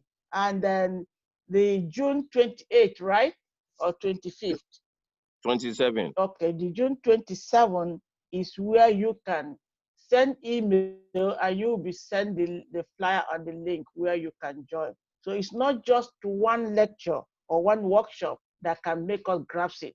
So you can also get involved with the forthcoming education. So basically what he has said or provided to us will sort of give you a foundation. It's provide us foundation on how to restructure your organization. So most of the time, some of us will look for grant and it doesn't work. It relies on our instrument we presented. And note that it's not always a good plus to organization to apply and don't get grants. So you have to know what to do. And again, when you want to give the name to your organization and you want your to be a foundation, know your responsibility. Femi had just told us that for you to run an organization as a non-profit, you must be willing to give, because foundation give out. You don't receive only in foundation. So you receive and also give out. So these are very, very salient information that some of us ignore. We might tend to have a name our organization along foundation, which might stampede us in one way or the other when we don't really meet up with the obligation of the IRS, or not only IRS in United States, anywhere you have a foundation, note that that foundation has responsibility of giving out.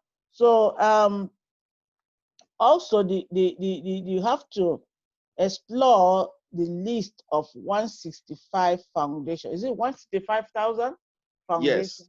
across the world? 165,000 foundations. So you have to explore them and In know America. them in America, yes. So we're not looking at, I know Australia has list of foundation, India has, Europe has foundations. So, but here in America, we have 165,000 foundations. So there's no way your mission, if it is really strong, will not be able to fit into any of at least 5 of the 165,000 foundations. So it's always good to strengthen your mission, your goal, and your purpose for creating your organization. It's very, very important. So just as I had highlighted earlier, you define your focus. Your focus is very important. Don't just say your goal is for women and girls, women empowerment, because at times, most of us women align our as too sentimental to issues of women. But remember that women is a broader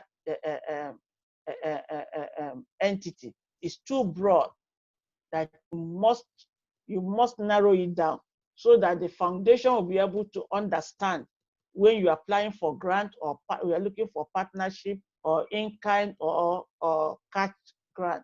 Let them, first of all, the most important thing is that align your organization for them to just understand what you are doing and what you want. So that's very, very important. So thank you so much, Mr. Femi, for that. But have your question for any of them as soon as we finish with the next speaker. The next speaker will bring in Mr. Alfred, who is here to give us the A to Z of the management and operation of nonprofit. Mr. Alfred is an old, long-time standing consultant with nonprofit organizations, and he is the founder of Sustainable Together. So Mr. Alfred will share with us on the principled inclusiveness in trying to run your organization from the A to Z and also managing it. You know, of course, we've had some of the presentations are across each other, interlinked to each other. We've just heard about your mission, your purpose, compelling your agenda to be specifically focused on special direction. So A to Z operations and management of non-profit organizations will also pick from all this, in line with the agenda of your organization. So Mr. Alfred, will call you in to make your presentation. Thank you. Yeah, thank you, Dr. Ada. Thank you guys for being on this bit of workshop for educating all of us on how to be successful at running our nonprofits. I just want to say that this stuff is very timely, and just checking, Dr. Ada, is that presentation up and ready? I'm not seeing it on the screen as yet.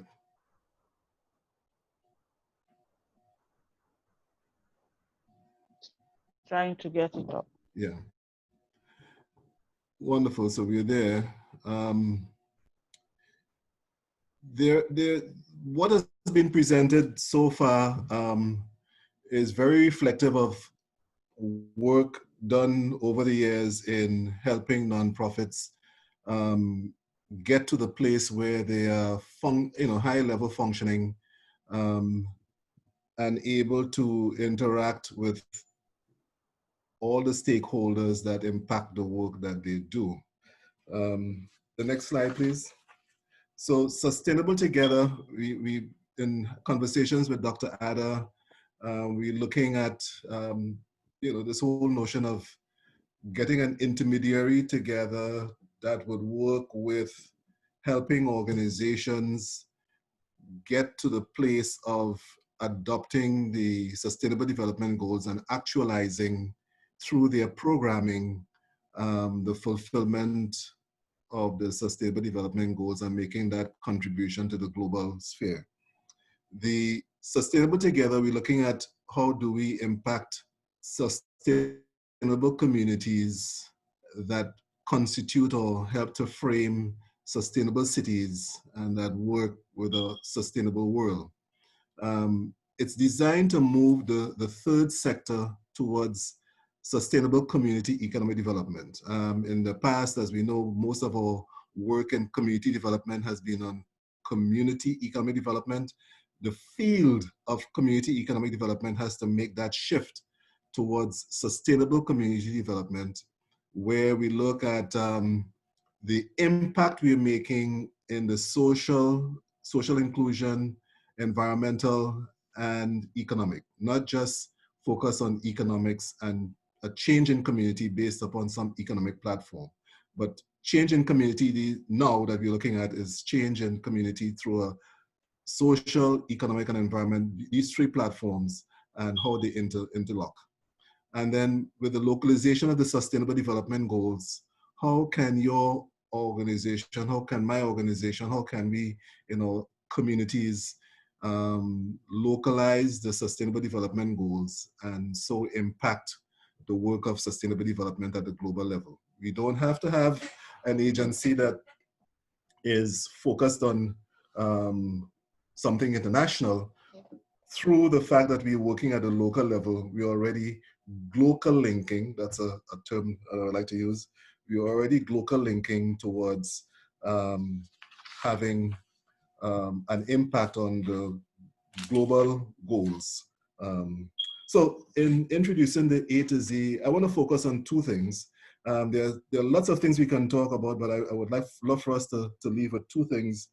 That to do this work well, we must ensure that there is good governance, and we must be in a place where we can execute well in our management and operations. No matter how small we are, this environment requires that we run a very sophisticated shop. We cannot run our shop in any haphazard way. All of the speakers before alluded to that in some way or other. So we want to look at ensuring good governance and executing in management and operations. A little bit about NGOs. Next slide. NGOs, they came into came into focus in 1945 because of the need, that's on the next slide, for the UN to differentiate its charter between, participation rights for agencies. So we have a platform from which to work. NGOs are structured in several different ways, and we will look at some of those in a couple of minutes. And then, just so that you know, the average society is composed of three sectors. We have the private sector, the public sector, and we have nonprofits. And what we are doing with this bit of workshops and with what Dr. Ada is working on, we are working on how do we improve that third sector to be an artful player in helping to move communities to the place where no one is left behind. So, ensuring good governance. The concept of governance is not new. Simply put, governance means the process of decision making and the process by which decisions are implemented or not implemented. Governance is the way the rules, the norms, actions are structured, are sustained, regulated, held accountable.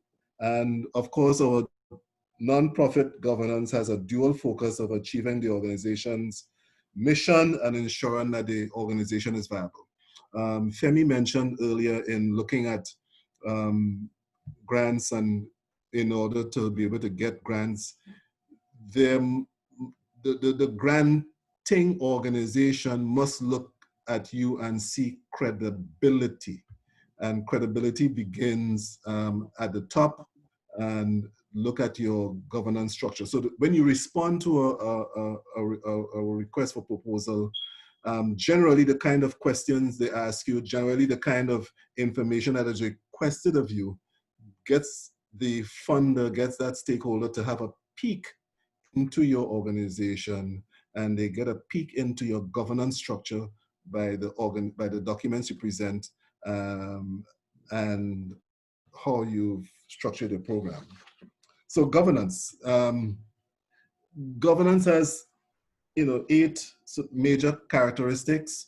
Wouldn't go into all of them in very great detail, but in setting yourselves up, you want to set yourselves up that there is a high level of participation of stakeholders who matter.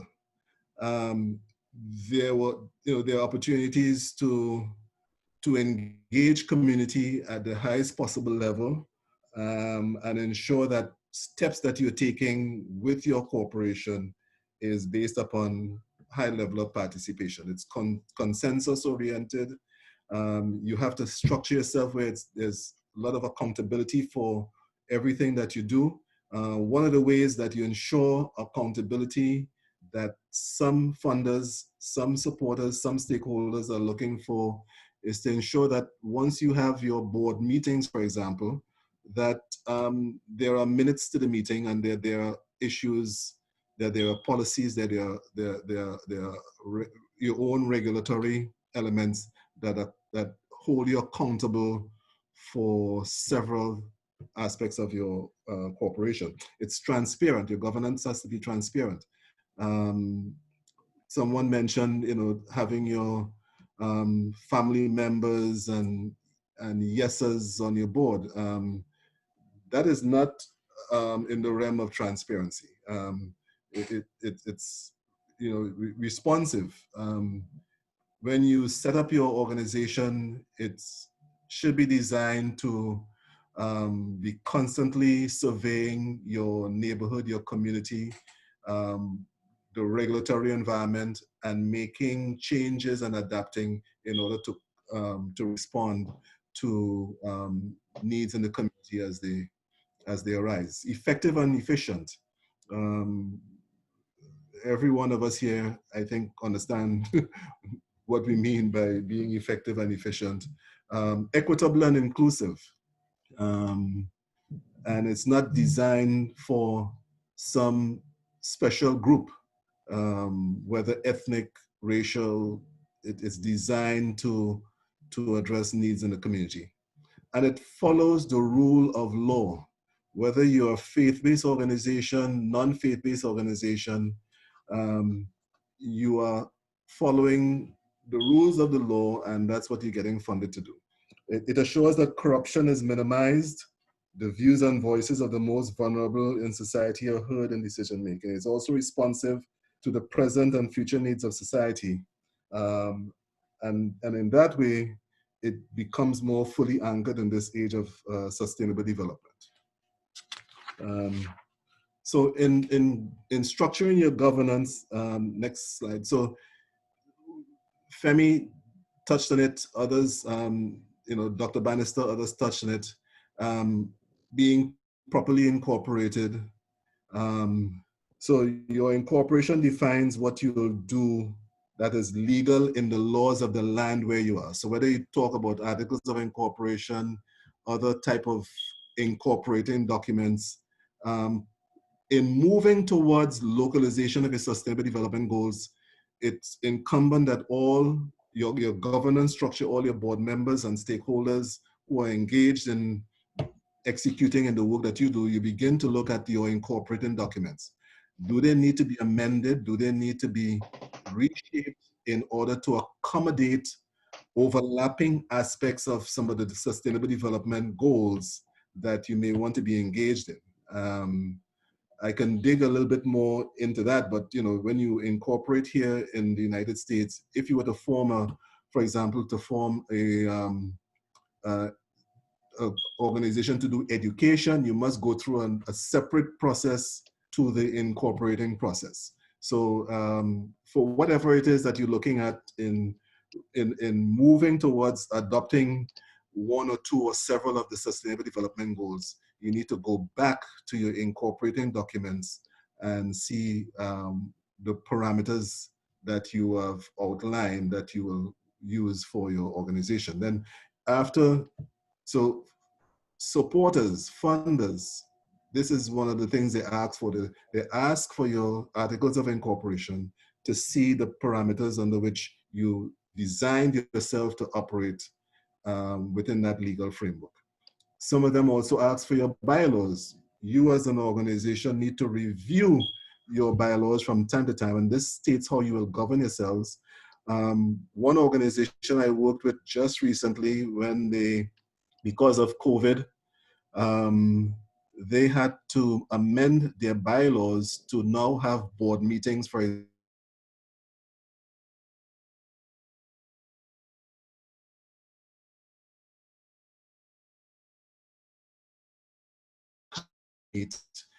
their minutes become almost null and void, and it wasn't a meeting. So please pay attention to some of these corporate documents, and your bylaws tell you how, conveys to the world how you conduct business. One of the things that governance also does is to look at policies. And in the US has resulted in several changes within corporations and the way they do business, and policies must be reflected around that. There are several governance models. I think we've lost a PowerPoint presentation. Working on getting that back up. But while we are there and we're waiting for the PowerPoint to come back up, yeah. So there are different governance models. And the reason why I'm addressing it from this standpoint in terms of the A to Z is that how we function, how we operate is really critical to telling our story. So there are several governance models, and we need to be clear which of these governance models we are engaged in, employing, deploying. And that's on the next slide.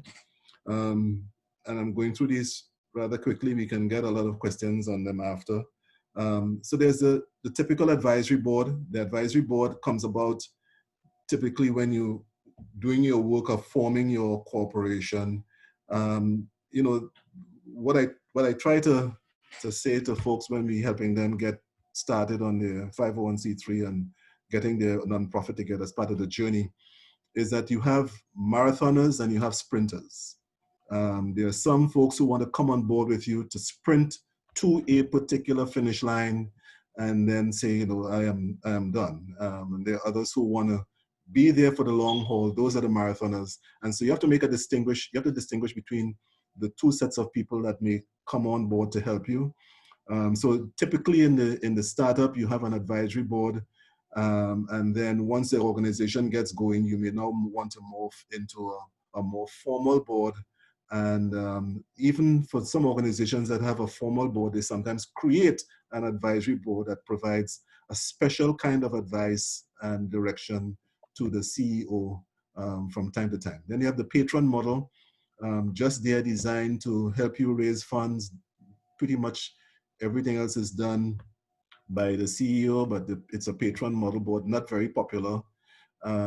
Cooperative model, in a lot of startups where the CEO is not getting paid, board members come in to help with the management of the organization, and they do it in a sort of a cooperative model where they work together and meet as a board, and then they meet as workers in getting stuff done. Similar to management team model, very most popular one is the policy governance model, where the CEO is charged with the responsibility of executing on the day-to-day, and the board is designed to provide oversight, guidance, and help set policy, and they have no hand in any of the management of the corporation.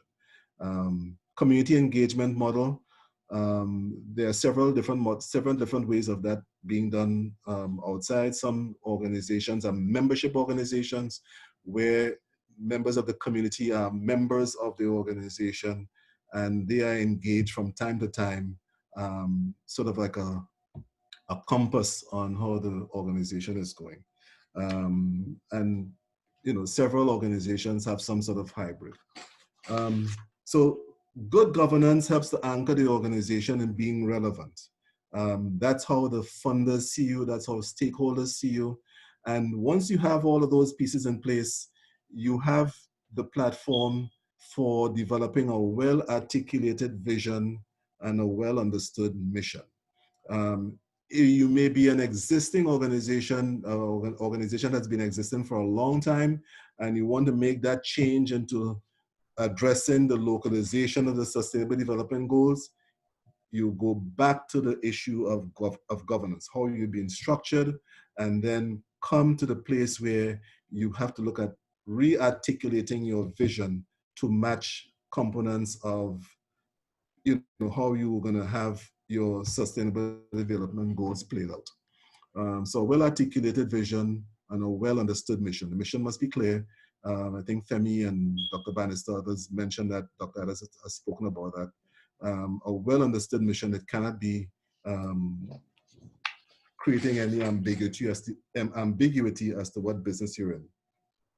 So as we jump quickly to management and operations is responsible for directing activities and the use of resources in order to produce a particular outcome, such as delivery of a product or service. I'm going to repeat that because that is critical. Responsible for directing activities and the use of resources in order to produce an outcome, such as delivery of a product or service. This is what you're getting, you know, support for from your stakeholders.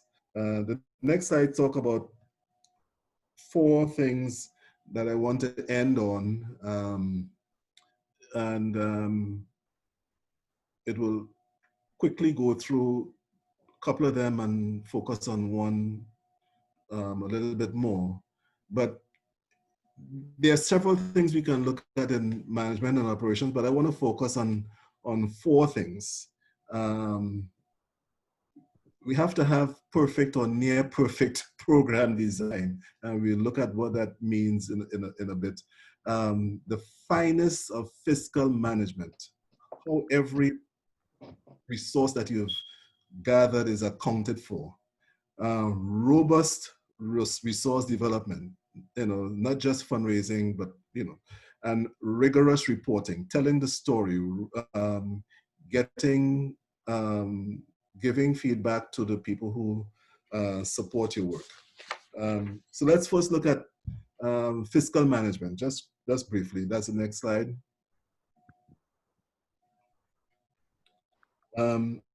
So if we're looking at, and it's just, I use the fineness of fiscal management just to kind of help you to remember, but so it is important to engage sound financial practices and keep good financial records for your organization. Once someone asks, once you're presenting a grant, you're responding to an RFP, and you will be asked for several different types of financial documents.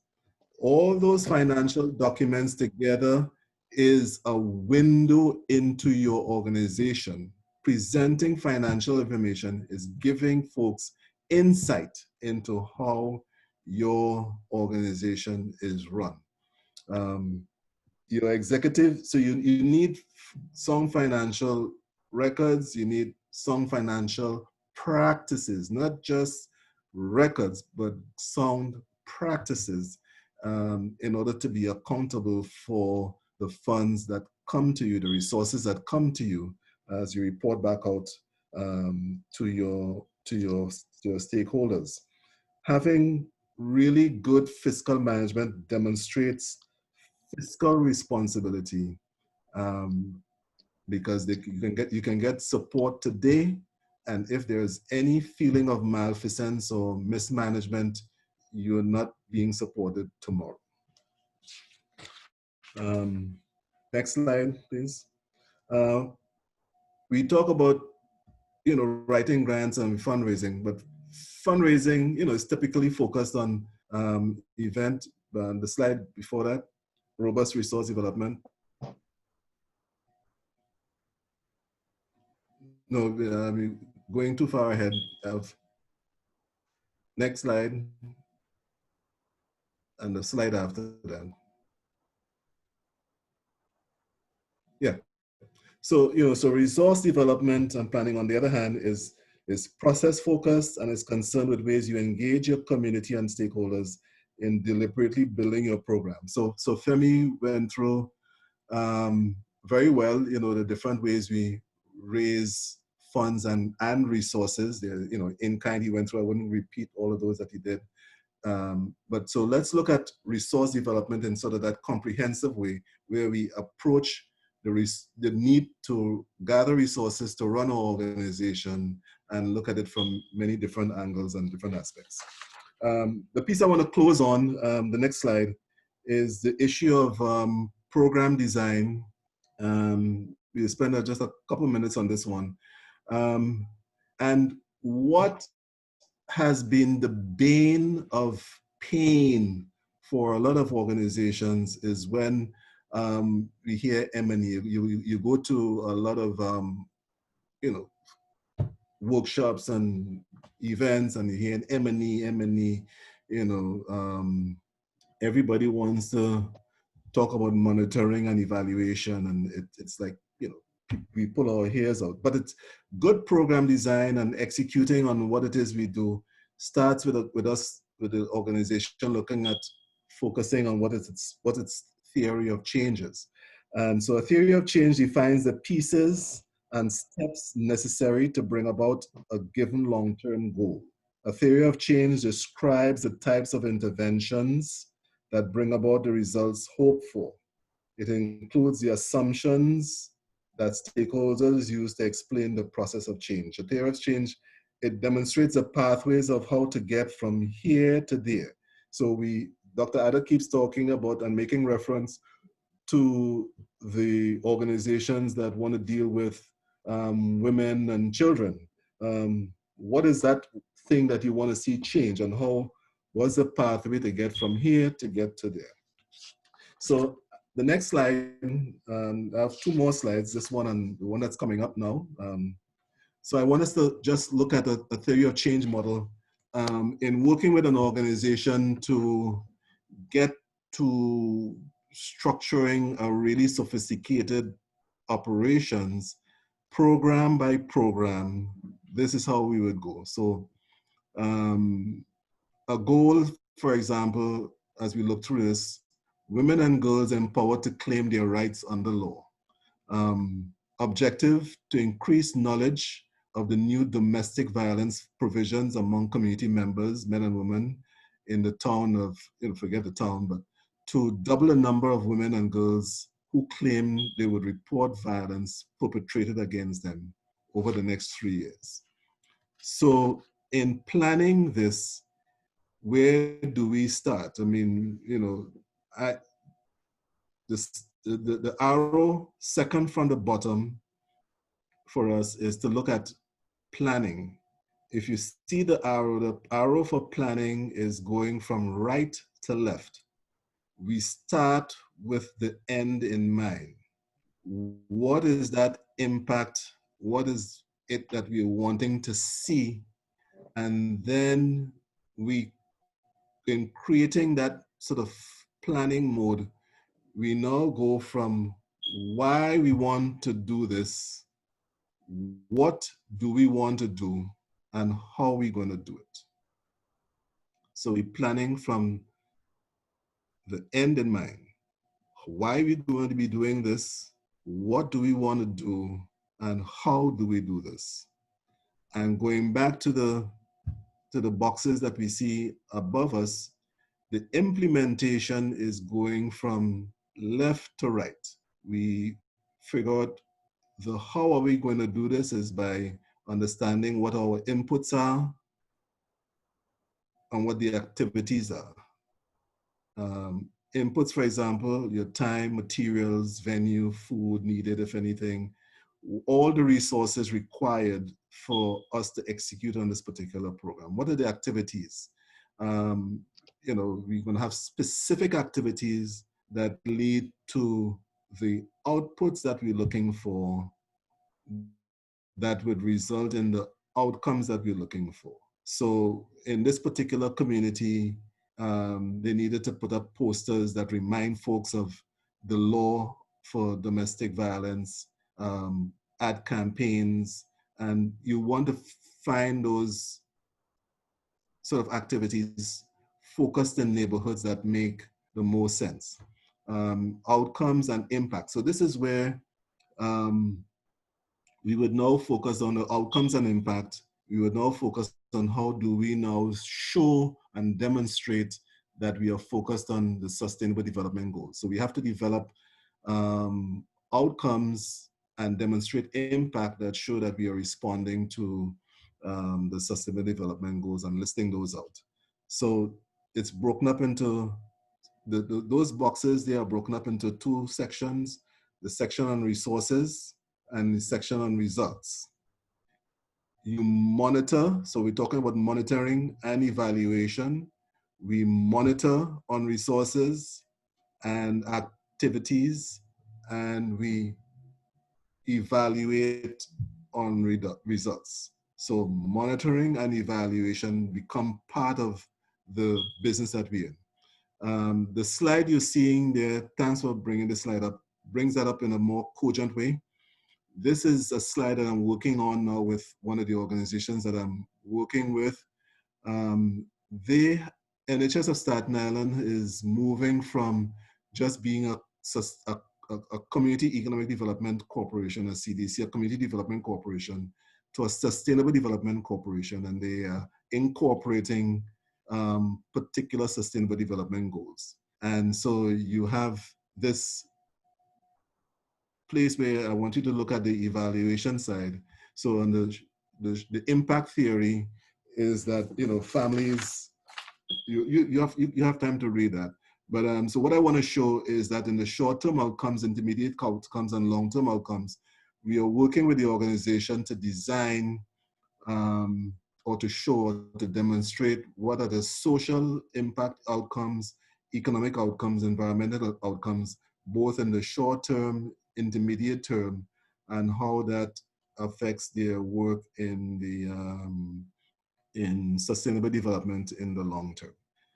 So I'd leave it there, Dr. Ada, and respond to any questions that may come up. Well, thank you so much, Alfred, for that input and exposition, I should call it. The fact remains that when you think back or reflect back to the four presenters, it's like the same message was being delivered in different dimensions. So the A to Z has given us the practicality, the practical aspect of your organizations. And you also came out about on the models, which the first presenter spoke on 3C models. And if you look at the models that Mr. Alfred had shared, there is cooperative model, which is also part of what the Dr. Banister also reflected on. So in line with moving this forward in providing relevance on purpose and clarity of missions, the our network is trying to is working on a model that has to do with building a network of nonprofit organizations on global level, and that network will sort of expand on management team model, which will help to set the NGOs in motion in trying to create a vehicle or delivery for nonprofits along the SDGs and the UN agenda. So those of NGOs that are interested will send email if you want your nonprofit to be part of it. And then it will help us to address funding as well, because people like Mr. Femi will be approached to look at how to get help us align our mission to getting a funding that has not only be a national perspective but also international, so that other NGOs will be able to benefit. But we need to have a platform to address these issues, so that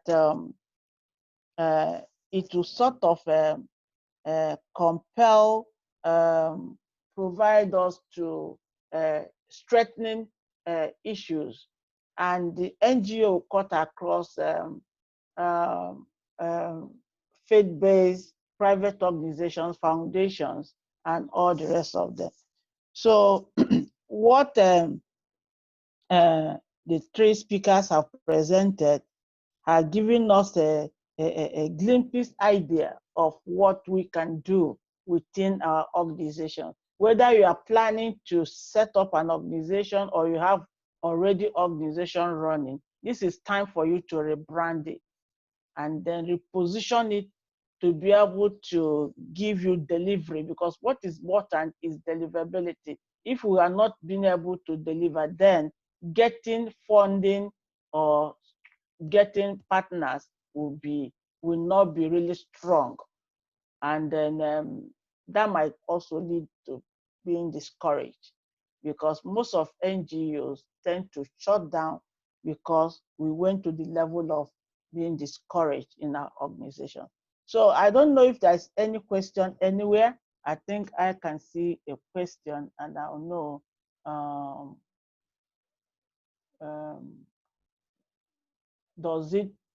Does my nonprofit has to be designated as an NGO? If so, how can we do that?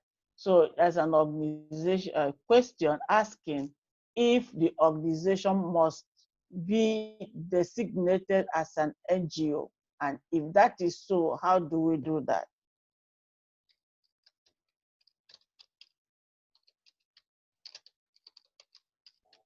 Any of these presenters can pick and answer the question. It was not directed to anyone per se.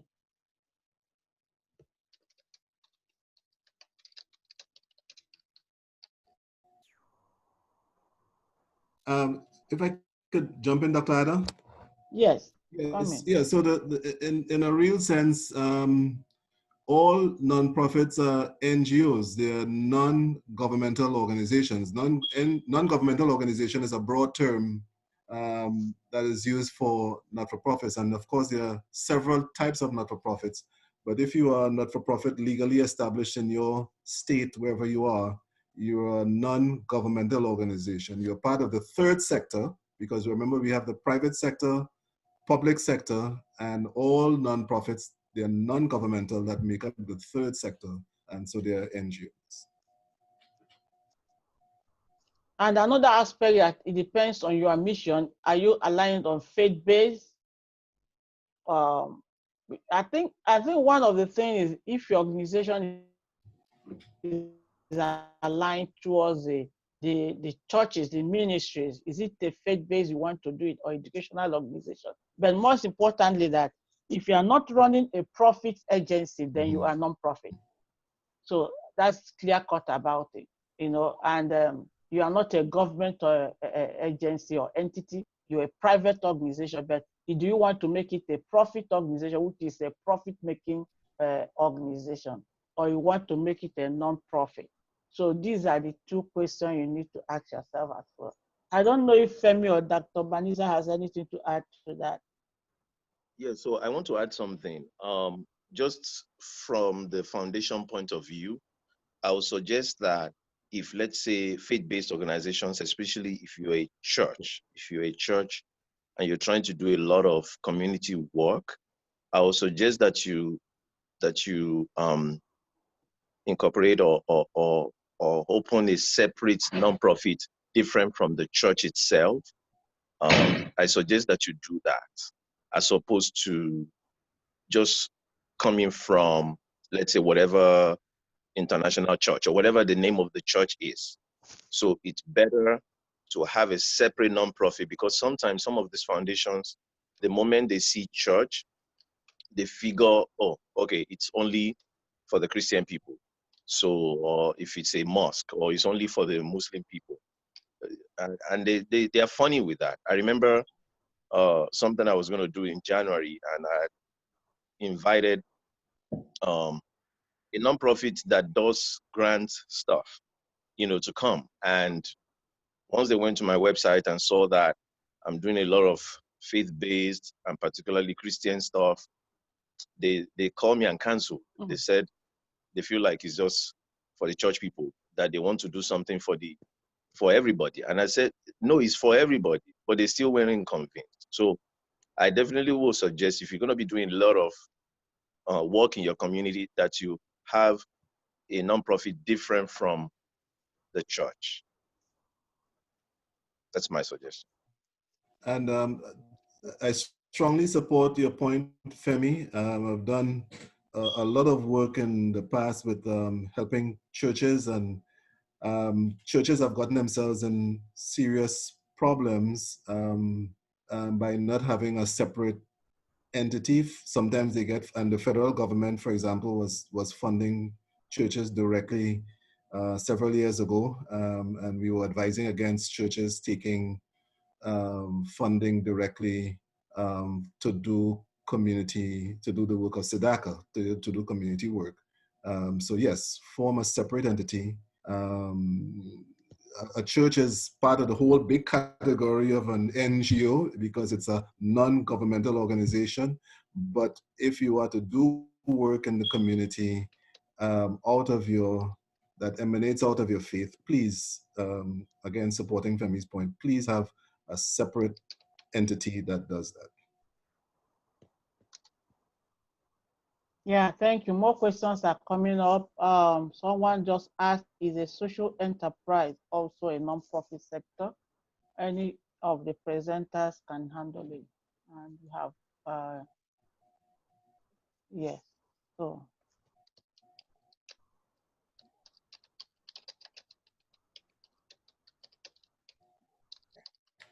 Yeah, anyone, is it Mr. Femi, can you answer that, please? Social enterprise, also a non-profit sector? I really don't know what the social enterprise is. so, um, I can't really answer that.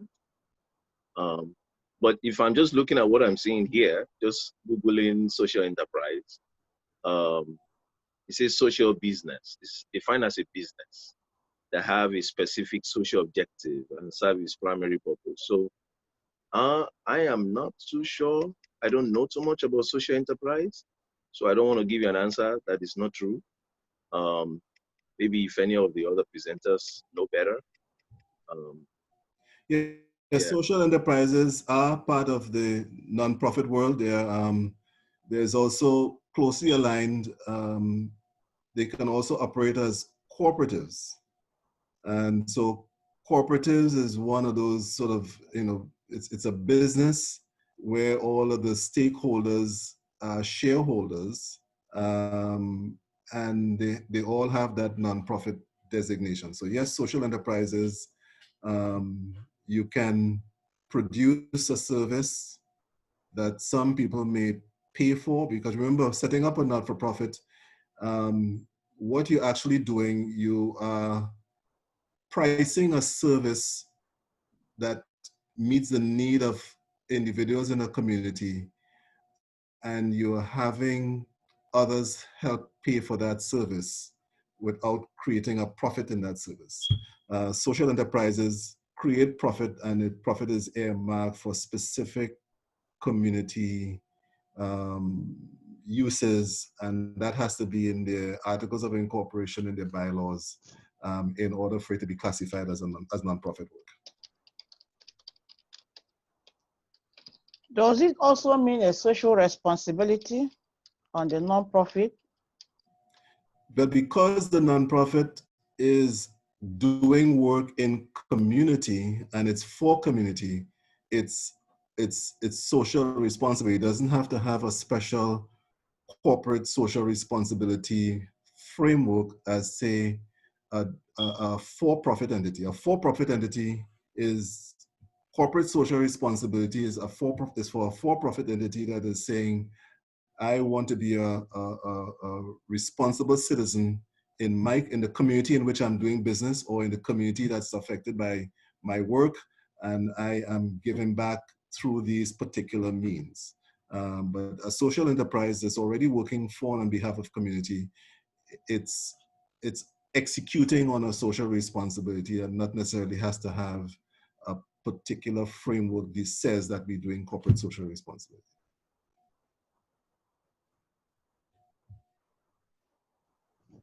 I don't know if the question whether you are comfortable, whether your answer is your question is answered adequately, but the fact remains that social enterprise, I think it depends on your own definition of social enterprise in your organization.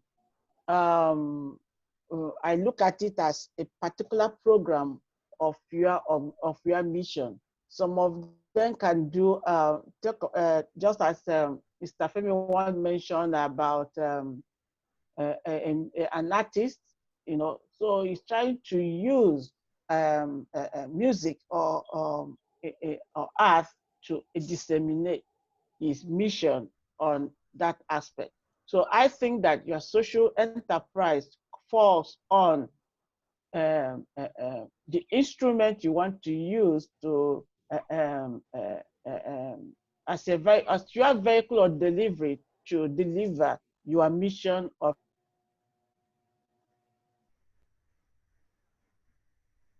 your organization.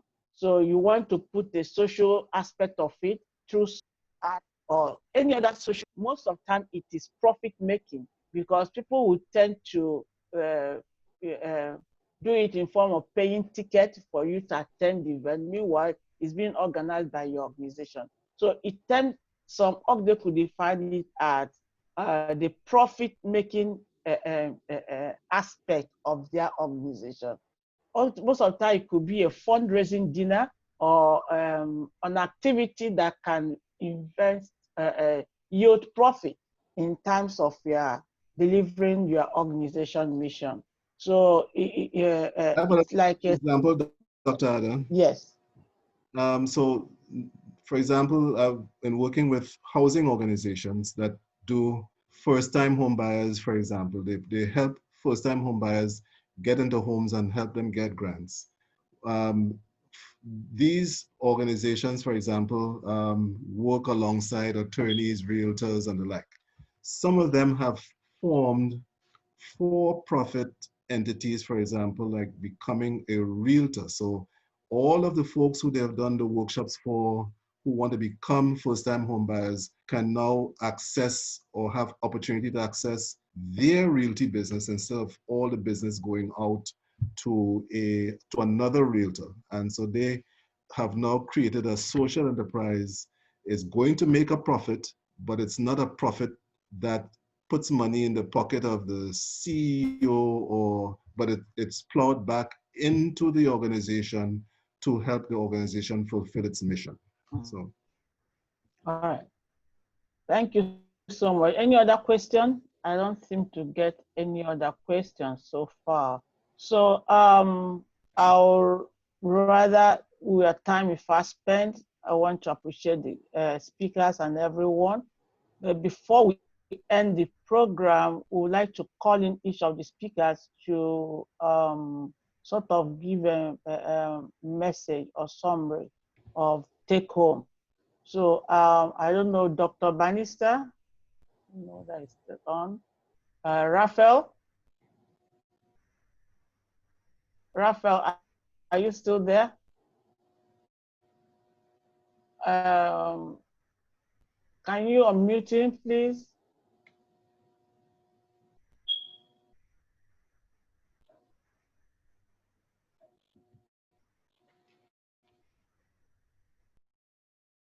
Yeah. Okay. If you can't get him, yeah, Femi, can we bring you back in again before we call in Dr. Alfred? Yeah. I'm here. Yes. Yeah, Femi, go ahead. Okay, I didn't. Was there a question? I missed that question. No, I said, can you have a take home from your presentation? What do you want? Oh, okay, gotcha. Yes, to look at. Yes. Okay, so I mean, with what I've shared earlier, the money is out there, and the foundations are looking to fund various non-profit organizations, and it's just really a matter of researching which ones are out, what they're funding, making sure that what you do matches what they're looking for or the area of interest for them, and putting the proposal together. And like I said before, though, in most cases, before you just send out a proposal, make sure you send out the letter of inquiry, and then they can ask you for the proposal. But definitely doing your own work, making sure that you know enough about that organization or that foundation. Foundations are very particular when they know that you have not researched them. They don't like that. They want to know that you're serious, you've done your own work, you know what they stand for, you know what they're funding, what their area of interest is before you send them, your proposal. There's a lot that can be learned about grants and foundations. And like I said before, you all can learn more. My monthly platform is very useful for that. High flyer mentoring, not only does it teach you about grants, but just about business in general. So, a nonprofit. So it's a great platform to be a part of, highflyermentoring.com. Then also for the upcoming event that I'm having, the success tools seminar / grant opportunity seminar. I definitely encourage you to be a part of that. I'll be teaching about, grants and how to get them, as well as corporate grants as well. I think, don't just limit yourself to just the money. Also go for the in-kind as well, because they all are helpful to what you're doing. Various corporations have various products, and their products they'll be willing to send to your organization to donate to you to do what you do. So yeah, it's been great being able to share with you all. And feel free to reach out to me. If you go to iFly Mentoring, you should be able to get my contact information if you have any questions. I do one-on-one coaching with businesses and non-profit organizations. So if you want like a one-on-one coaching, I do provide that as well. So just reach out to me through the website. By the way, my TV station's website is LiveZone TV, livezonetv.com. You see it on many of those links there. So with all this website, you can reach out to me, and I'll be of help whichever way I can. Thank you. Yeah, thank you, Mr. Femi. Thank you so much. Definitely, we'll have to more will be coming to you through this team, which of course will have you more in this team than ever. Thank you so much. And then Mr. Alfred, please, can you, I don't seem to see Raphael in, I don't know why. Media, can you please unmute him to see whether he's still there?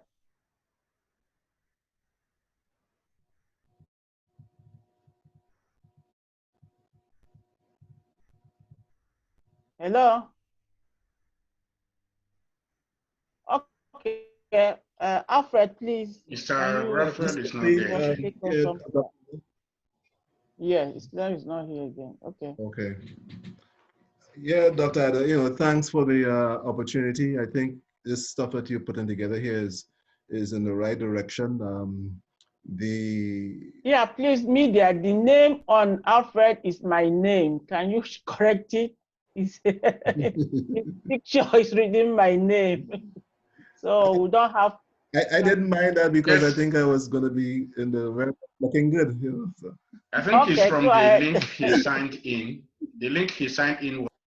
Oh, okay. Oh, interesting. Mm. Okay, Alfred, go ahead. Yeah, having done this, work on the ground, actually helping organizations, um, a number of times we can hear the stuff, we can have an understanding that these are the things that need to be in place. And sometimes the organizations really do need help in putting them into place.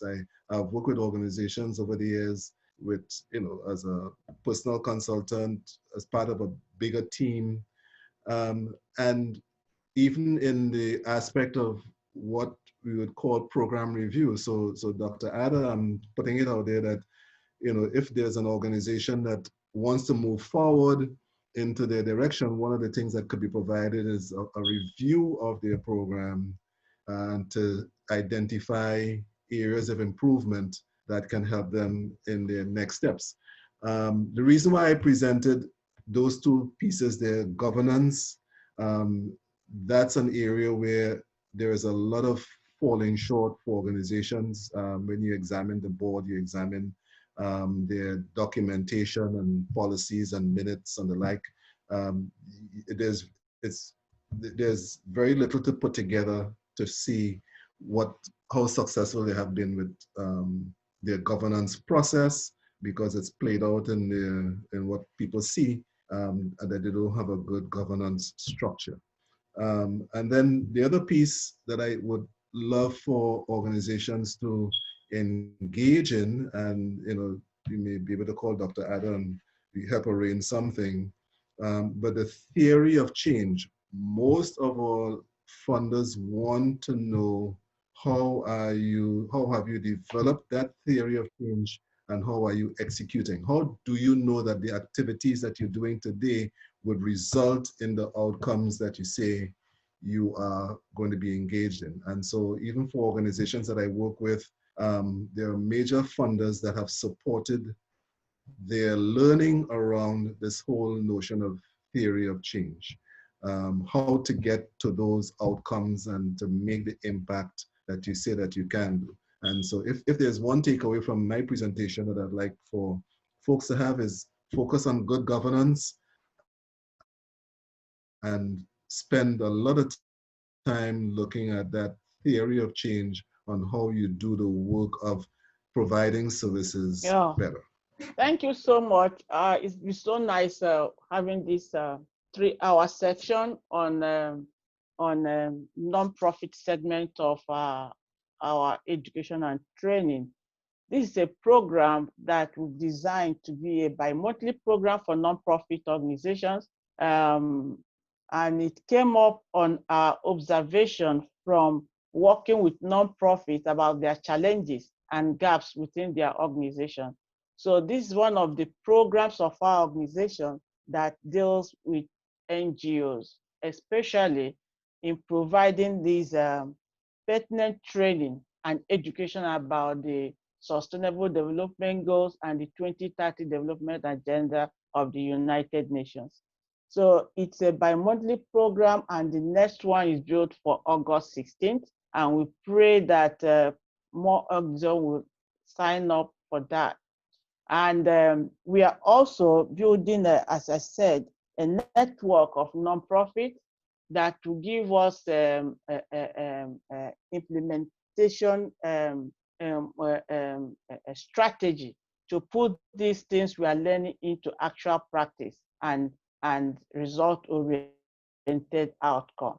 So we have been into this for some time, and we do hope to move on that. Most of the participants have asked for the presenters' papers. We are going to send you a link where you can access those papers.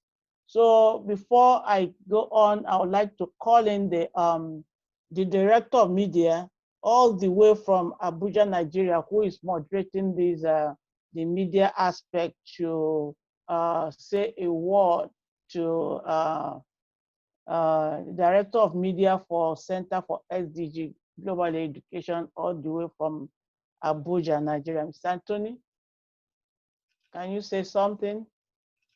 Yes, hello everyone. My name is Anthony, and I would just want to say that thank God for technology.